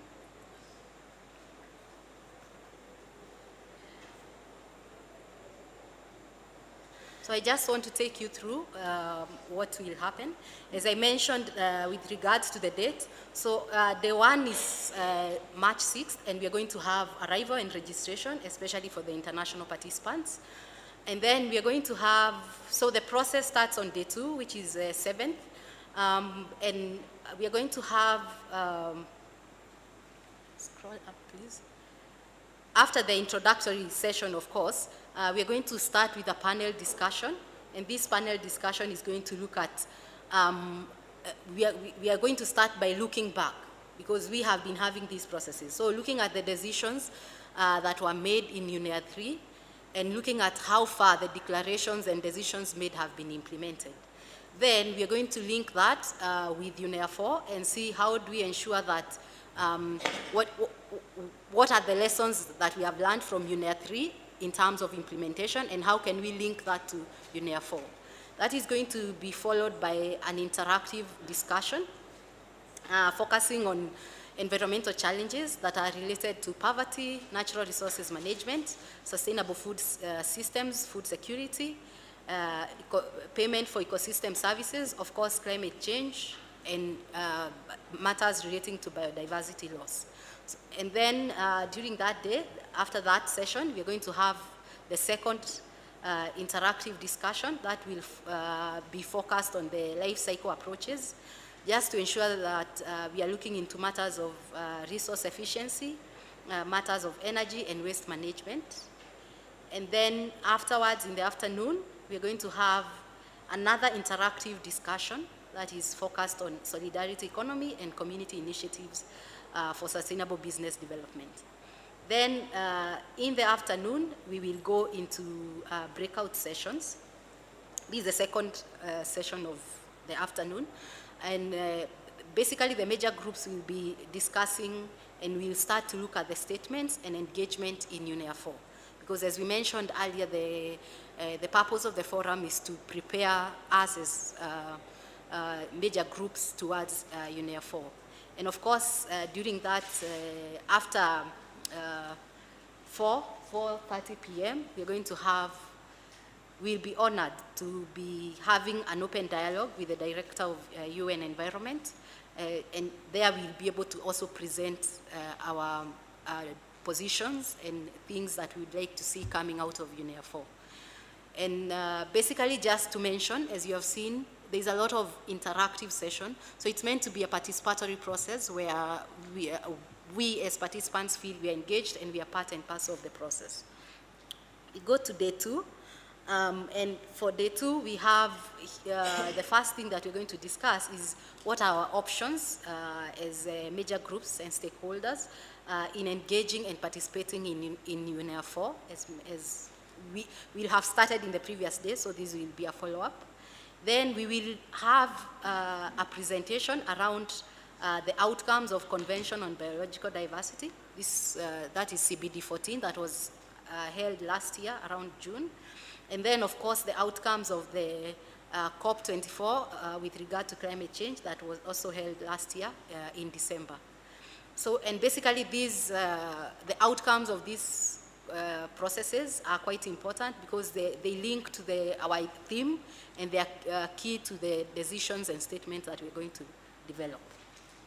Then from 10 all the way to 1, we will start looking at the statement or our contribution to UNEA 4.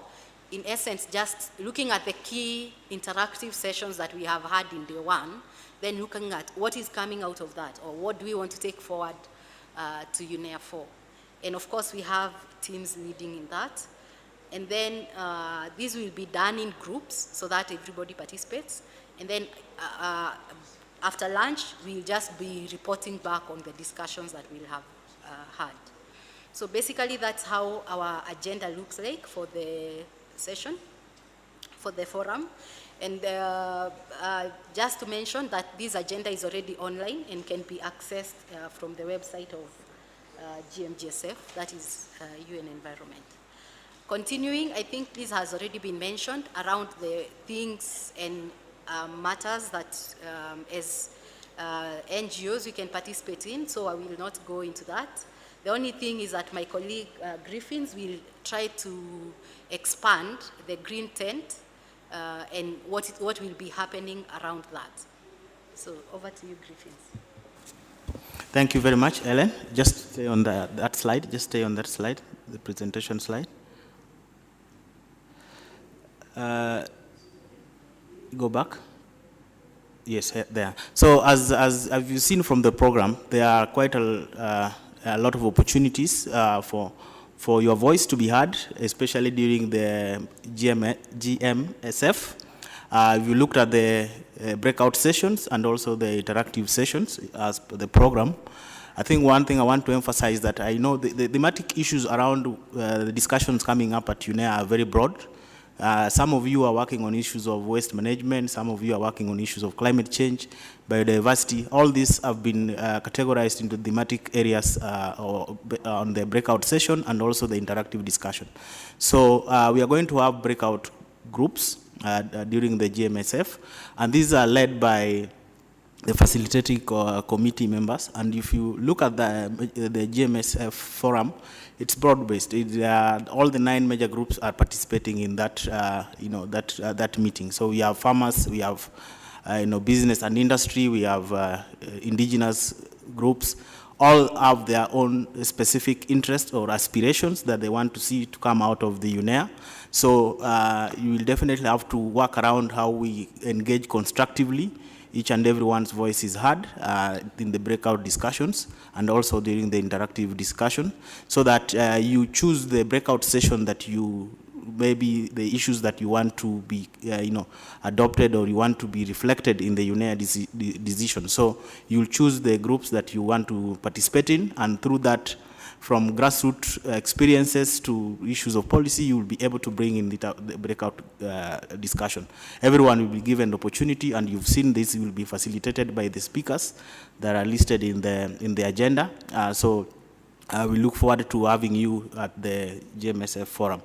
The other issue I wanted to highlight is that the events that are mentioned, but within the accredited NGOs, we have a listserv, a Google listserv, where we share information as we receive from UN Environment, and also where we, organize ourselves in terms of, if, for example, you have comment to make on a particular agenda or documents that are there for discussion at the upcoming UNEA, you can send to that, and you send through the listserv. It is listed there if you wish to have your name included. If you are your NGO to be included in that, we will be happy to include you in that list.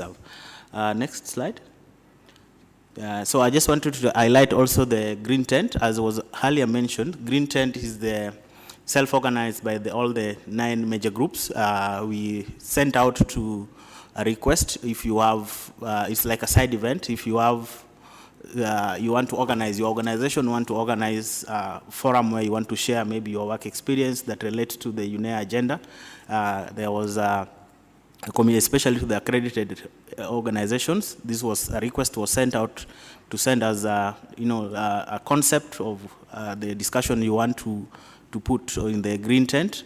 And I can tell you, because this was a global call for request, there were quite big requests that came, and the selection committee, which my colleague, my fellow co-chair was part of, they had to come up with some based on criteria that was set. So these are the final approved events that will be taking place on the Green Tent, and they are balanced in terms of region, within the 9 major groups and other criteria which were being looked into. So I'm not sure whether you can see, but these are posted, so you can select the Green Tent event that you'd like to participate, that maybe is in your area of interest within the discussions coming up.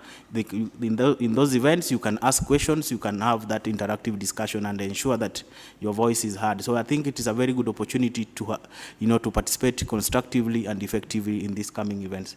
Next slide.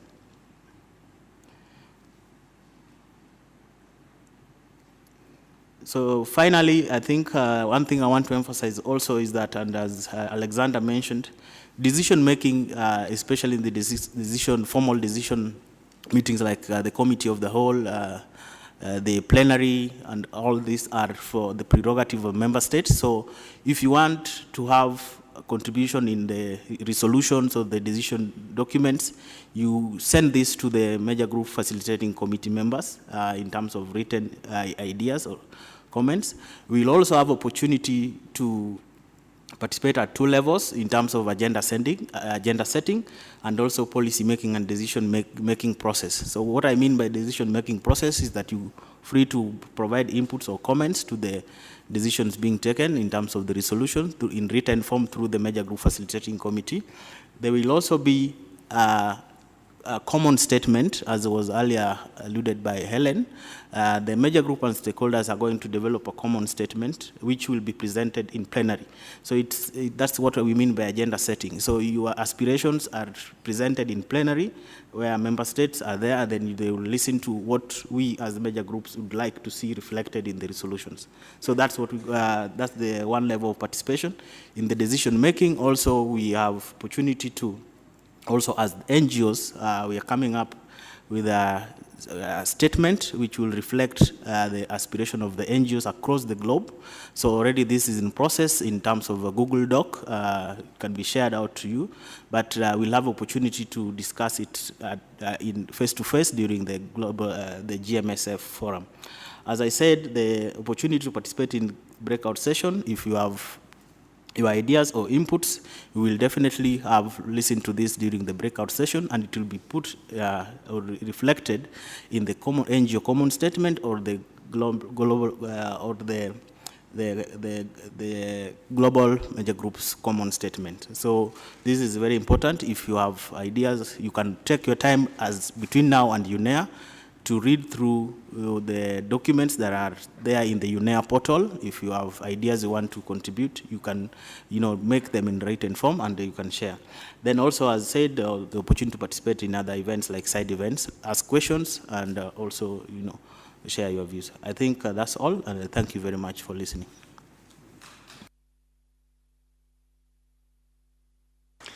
Thank you very much. Now I would like to ask the colleague from the NGO Council to say a few words.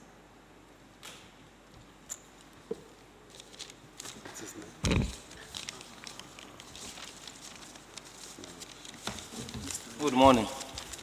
I was confirming where this morning on the afternoon. It's only 7 minutes to the afternoon. Yeah, I've been asked to simply make a presentation on what the NGO or the civil society from Kenya what we are going to expect from the UNEA 4. My very colleague Beatrice Kamamia did not attend, so that's why I've been asked briefly to say something on that. Much has been said, and as you know, and I like my brother from there, we engage thereafter, that UNEP and Nairobi is a very important station of the United Nations, very important station, equal to Geneva and New York. But when it comes to the environment, here we are. So, as the civil society and the NGOs in Kenya, one of the expectations we have out of this UNEA 4 is to participate very actively and take our role. Two, you have had other NGOs from the rest of the world may have some difficulties to travel to Kenya. So what we expect out of us, we put large numbers so that the conference, so that there are people who have attended. So more of the NGOs and the civil society in Kenya will attend in large numbers. Then, what do we expect when we come for this meeting? We'll be able to meet with other experts from the rest of the world so that we can have that kind of experience and sharing. And my brother Mohammed, he talked about that if you cannot be on the table to make decisions, you can influence decisions from the very. So be assured from what we have heard from you this morning, we will be doing a lot of networking from the corridors on some of the issues we want them to be passed. Number three, there will be networking opportunities. Of course, we will be our hosts. Most people will be coming to Kenya. And Kenya, we are known of being very hospitable.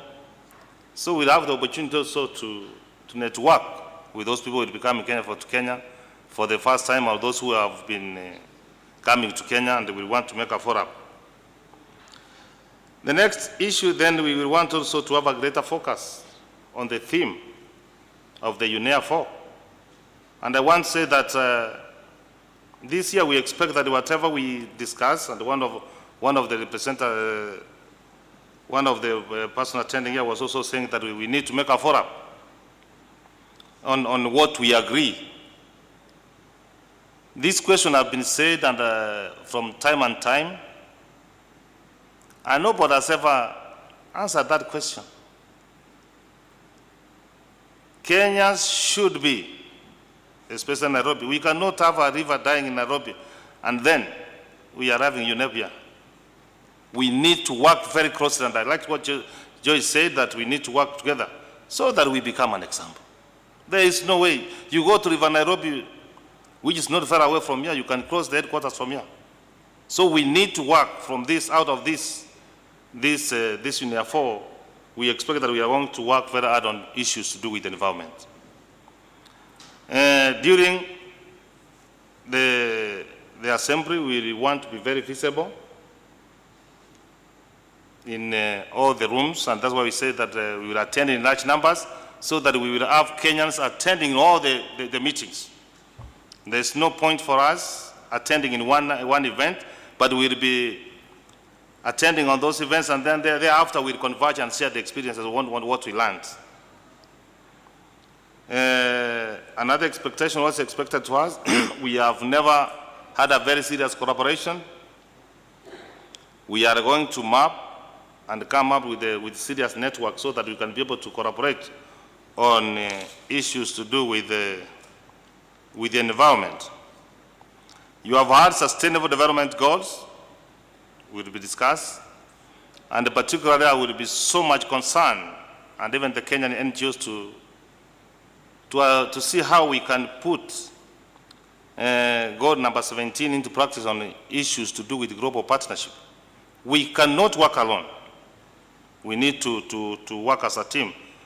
So particularly on the global partnership, we expect that we are going to look for partners on whom we are going to work together. Finally,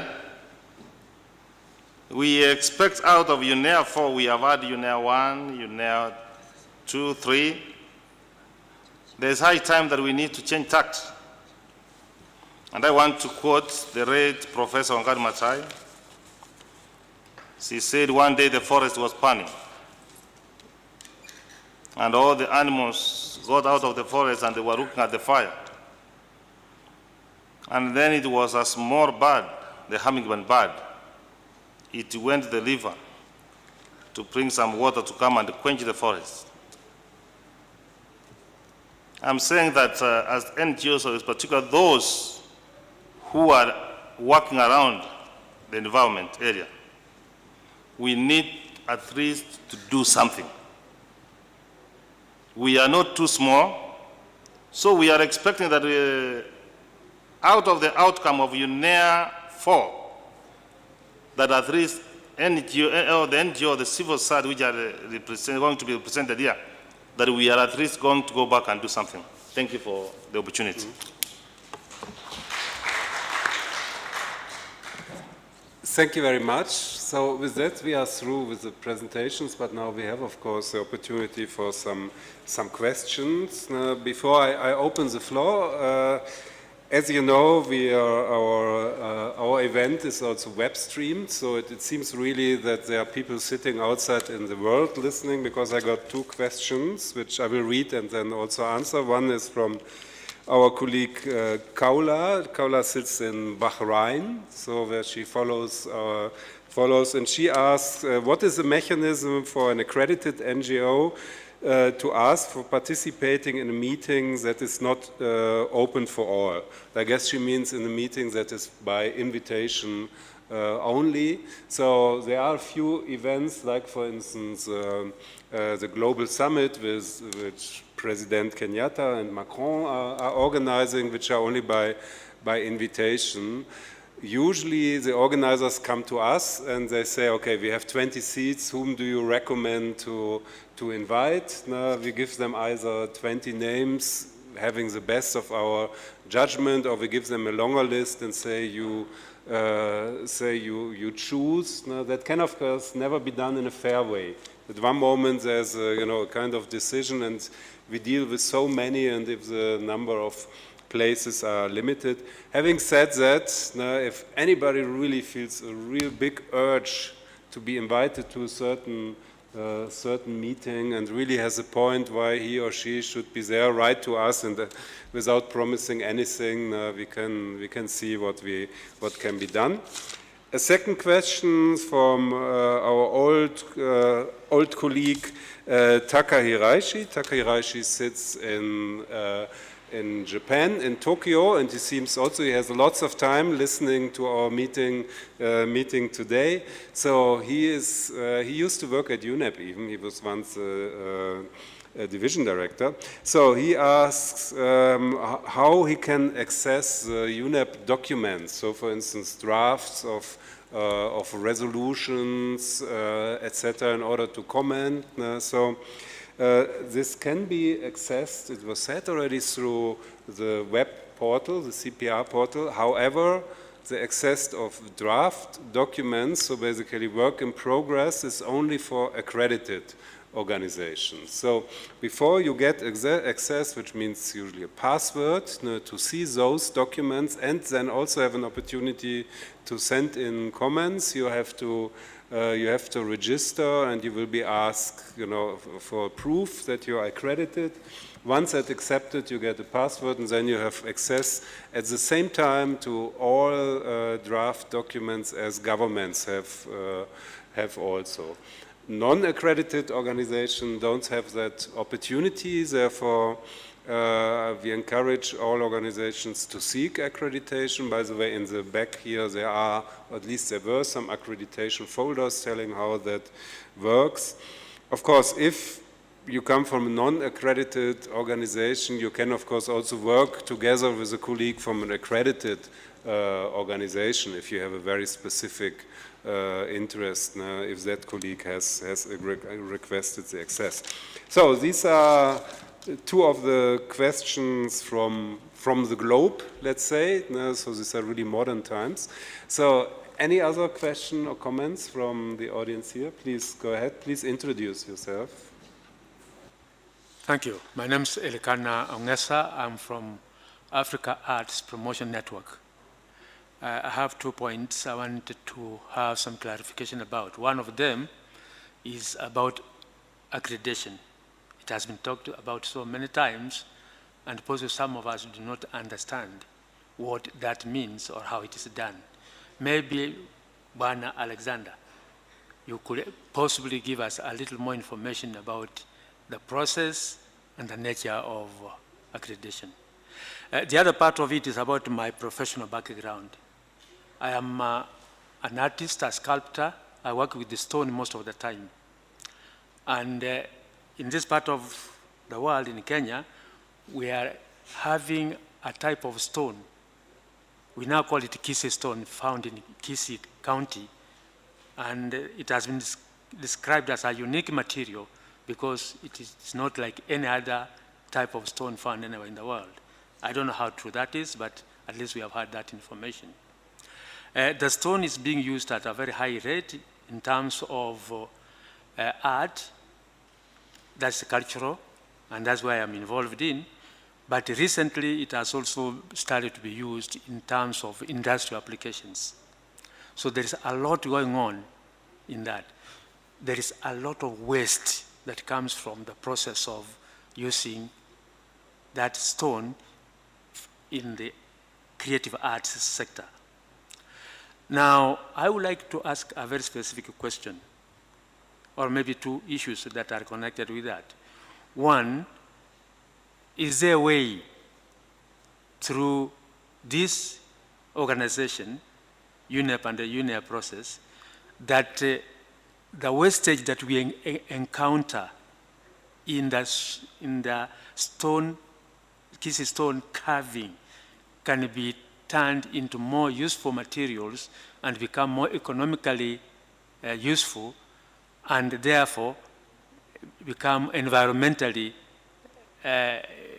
valuable rather than becoming a nuisance as it can be.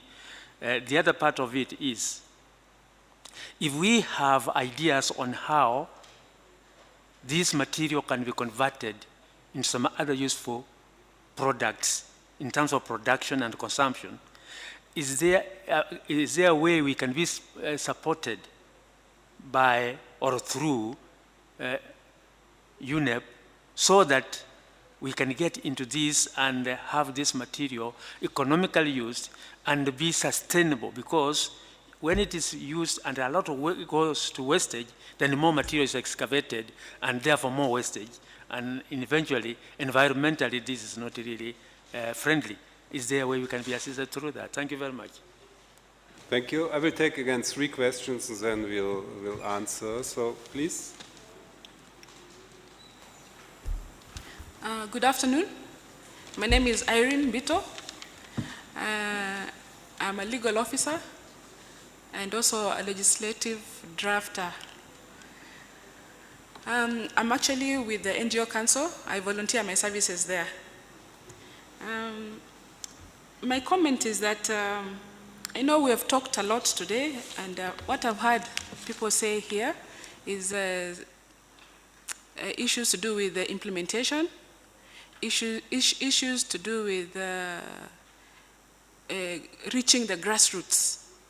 How do we implement our policies and our legislation so that they are actually reaching the grassroots? Now, what my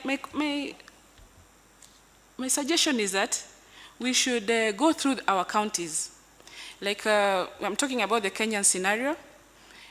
We are lucky in that we have governments which go right into every corner of our country. We have 47 counties. Now, in these 47 counties, we have legal departments in these 47 counties. You'll find the legal people in those counties actually go for public participation when they're doing policies and when they are trying to come up with a law. They're the ones who actually go into the grassroots. I was thinking if we can make sure these legal officers are invited so that they understand what UNEA 4 is all about, it will be very, very good for our country. They are the ones who will draft the laws. All the laws that are drafted in the counties must pass through the legal officers and the legal drafters. And these are the people who will make sure that climate issues, climate change issues, environment issues actually are taken care of in all the laws they come up with. Even the regulations, even the bylaws, they're the ones who do it. I was just thinking it's a good idea for them to be invited. Yeah, thank you. Thank you. So one more, please. Thank you for the platform. Mine is to add on what she's just said. Sorry. My name is Naomi Lanoi from Kenya Land Alliance. And to add to what my colleague has said, how do you ensure that grassroots voices are amplified in the UNEA platform? For example, she mentioned bringing in legal officers from the counties, but mine is on ensuring that the communities, affected communities, especially on natural resources, on oil and gas, for example, communities from Turkana, how do we bring those voices? You mentioned indigenous people, yes, but are we talking about maybe the organizations per se or the people affected? I think those voices will be very important to be heard, and the fact that now the process of this discourse is happening in Kenya, how do we bring in or how do we ensure that those voices are amplified? Thank you. Okay, thank you. So I will answer a few of the questions. I will also ask Tabea, who deals with accreditation, to briefly tell how that works. I see Mohammed also wants to say something. So let me start, and then Tabea, and then Mohammed. So first, thanks for the questions and comments. Yeah, you ask about the stone or the quarry remnants, which are basically rubbish, and what could be done to use them, basically to turn, how they said, to turn trash into cash, something like that, in order to minimize really the use of resources. So, of course, I cannot give you now, I think we talked already about that, but I don't think I can give you now a technical answer how to do it. But what I say is that, in principle, UNEA is really an opportunity to discuss it and to find partners, because, you know, the one reason why we have all these different events, why we involve, for instance, business, why we invite people to showcase what we call sustainable solution, and that's what you are asking for. You ask for an innovative and also sustainable solution to that waste problem. So, which is innovative because it's new, you didn't do it, and which is sustainable because you minimize or you optimize the use of the resource what you have there. No? So I can't promise that you will find exactly the answer, no? But the idea behind UNEA and how we organize this is really to bring also people like you who have maybe a problem, maybe already some idea what could be done, together with others who deal with the same or similar problem, or who might be interested to deal with that. So what I can really tell you is, if you come to UNEA, go around, try to find people. There's so many things happening, and you might really find a person or an organization, even a business, who is interested, and you can take it from there. UNEP has very limited opportunities, as you can imagine. That is, one issue, and there are thousands like that, in different parts of the world, to really directly deal with that, like supporting your project or send you somebody who can make an assessment. What we can do, and what UNEP and the UN is about, is we are convening people, organizations, experts, businesses, provides them a platform to meet. And then take it from there, and that's how you should look at events like UNEA. So the other question from you, and then also from you, Naomi, was more on how can we first bring in constituents which traditionally they are not so much here at UNEA, and then you talked about the legal officers or individuals, voices from individuals. Indeed, on one hand, we work very much through organizations. So you are most of you are NGOs, so the mechanism in a very formal sense to work with UNEP is that you have to be part of an organization through which you basically enter into the discussion. Having said that, that doesn't necessarily mean that the voices of individuals are excluded. And again, if you really look at a little bit closer at the UNEA program, you will see there are so many discussions, panels, TED Talks, where you don't have the NGO representatives or the ministers talking, but where we invited individuals. It can be an indigenous person, it can be a young entrepreneur who really had a good idea how to solve a problem. It can be also somebody who really came into troubles because he or she was fighting for some environmental cause and really is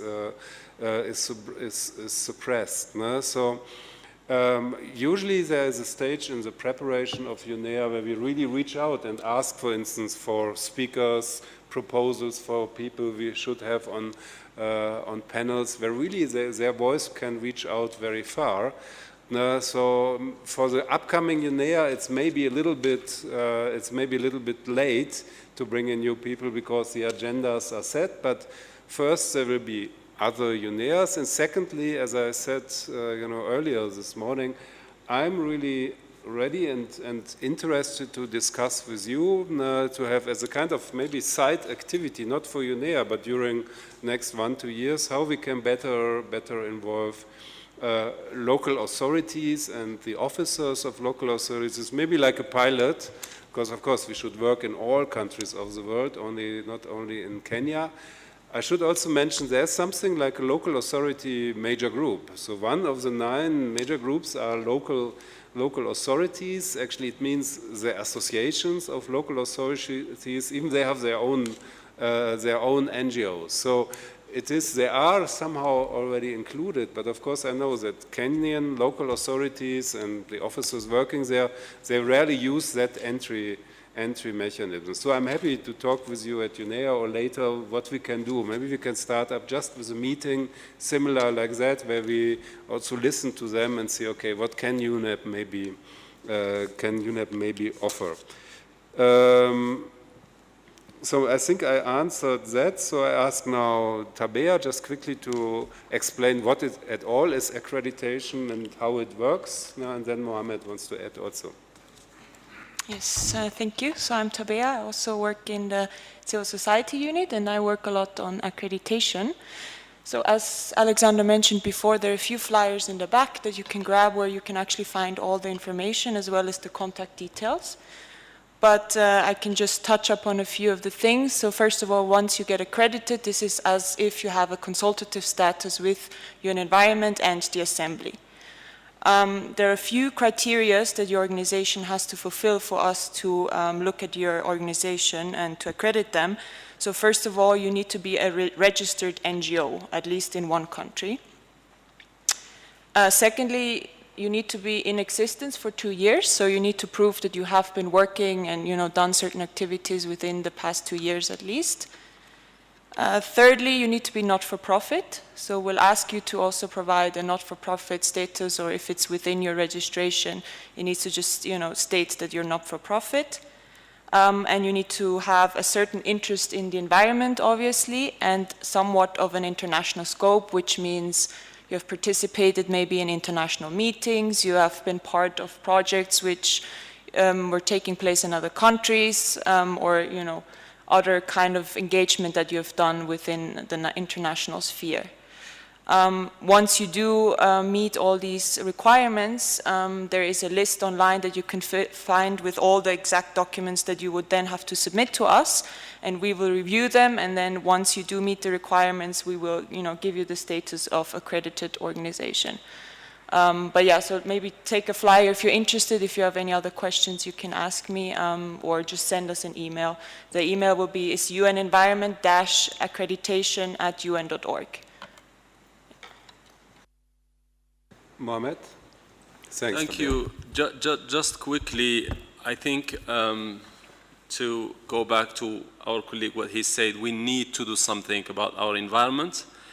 And simply because the environment is the backbone of the transformation of this continent. We all committed, Africans, to the Agenda 2063, and the environment actually to transform the economies of this continent is crucial.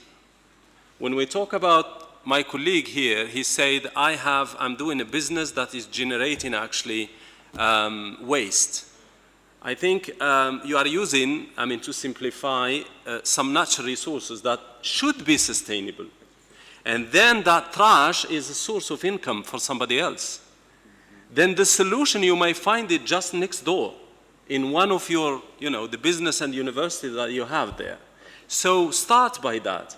And as I said, and Alexander said, this platform of UNEA will allow you actually to connect with others, but you need, between brackets, a business case to sell to others.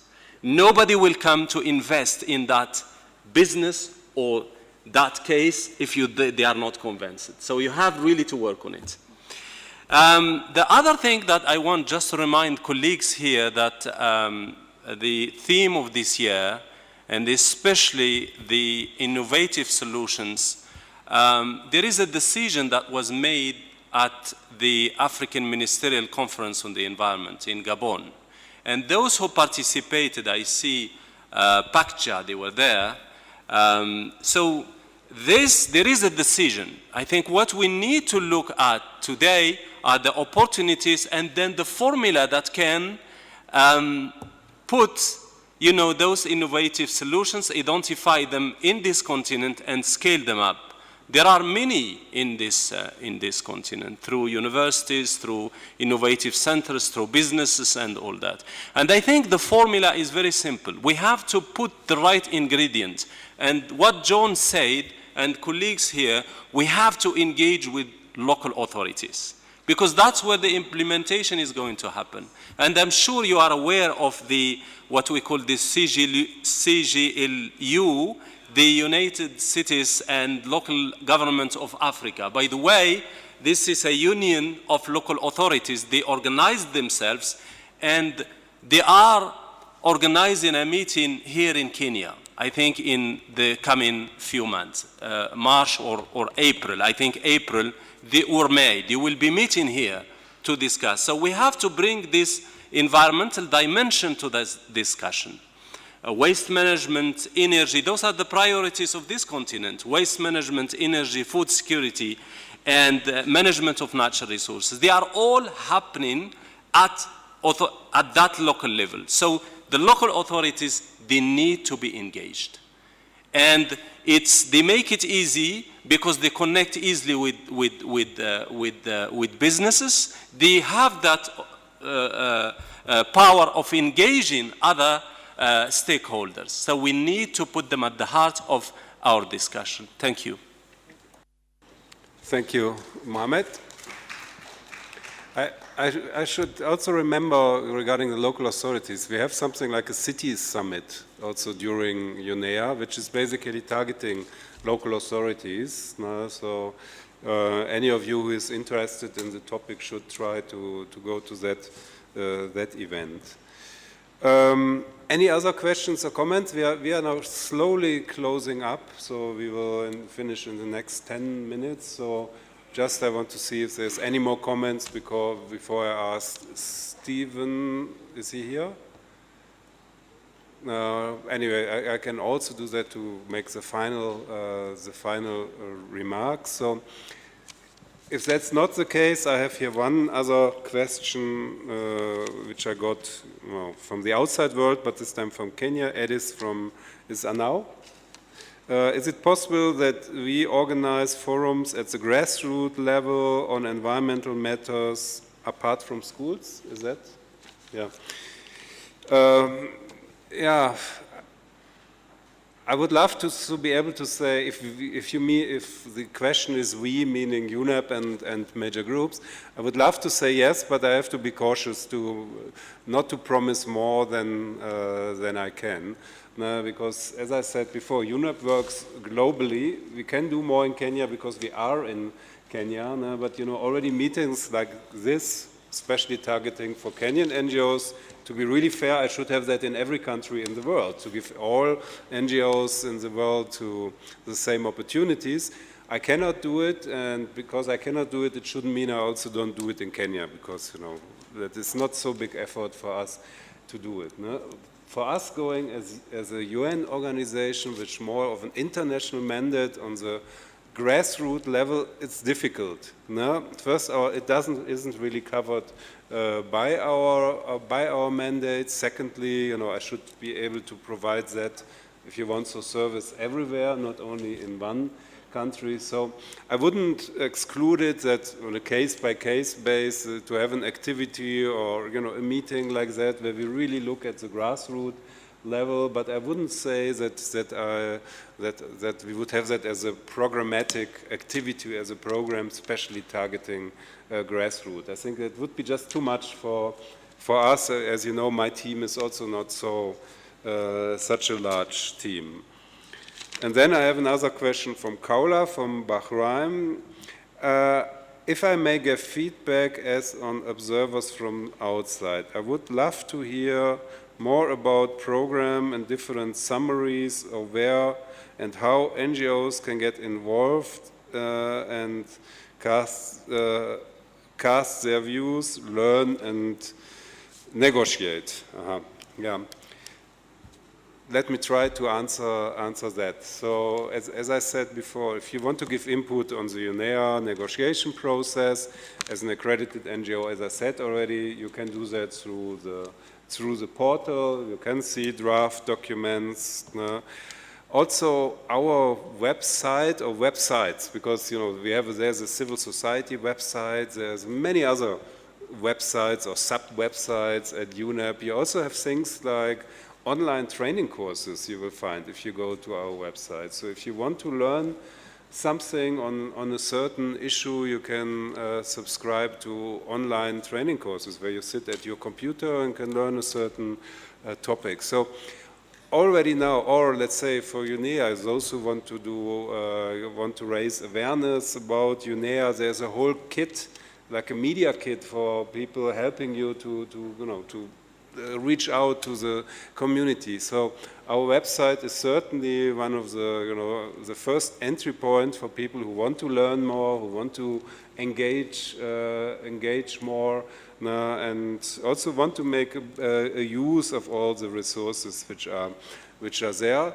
Now, to a certain degree, I also would say, come to us, and we try to facilitate that. Of course, again, I cannot do that if 1,000 people come to us and say, help me to do this and that with UNEP.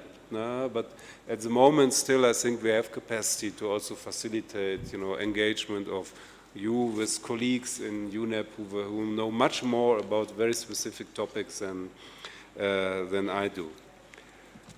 So I would like to finish our meeting today now. I would like to ask from the NGO Council, do you want to have any final word on behalf of the NGO Council?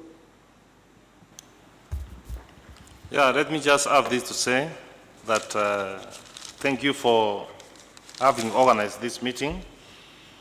I think when we came, we were not more educated than now we are. We are looking forward to attending UNEA 4 effectively. And the members of the NGO Council, thank you for finding time to come. And we are looking forward for more of this engagement, no rather than we wait for another UNEA 5.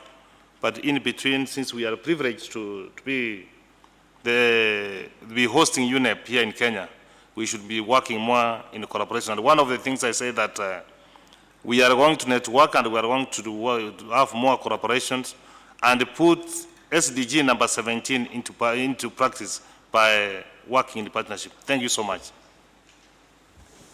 Thank you. Yeah, so not much remains for me to say. Maybe one technical thing. Afterwards, you are invited to go to the UNEP cafeteria. Maybe, Josiah, you can explain how that will work. Yeah, so when you're getting your badges, you got a lunch voucher. So we'll show you after the meeting, we'll show you where the restaurant is so you can have some lunch. Thanks. friends and colleagues, so with this, I think I think quite effective morning comes to the end. I can say from my side, and I hope I speak also for my colleagues, that I really enjoyed the meeting. I really enjoyed the interaction with you. I hope you were also able to learn something, to better understand how UNEA works, what you can expect from UNEA, but also what maybe you cannot expect from UNEA and UNEP. I'm looking really forward to see many of you during the UNEA weeks. In the meantime, also, let me say it again, if you have questions, don't hesitate to contact us directly. Now we have Josiah is the main entry point for you, but you also can contact me directly if you want.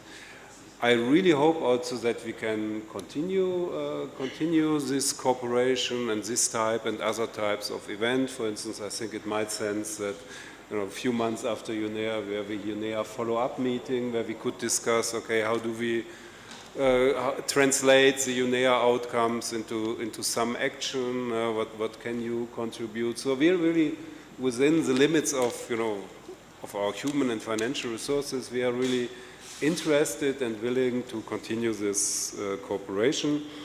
Allow me also to thank my team. I think you saw most of them. They also worked in the stressful time of preparing UNEA hard to make this event happen. Of course, also the colleagues from the NGO Council, from PACJA, from the Major Group Facilitating Committee.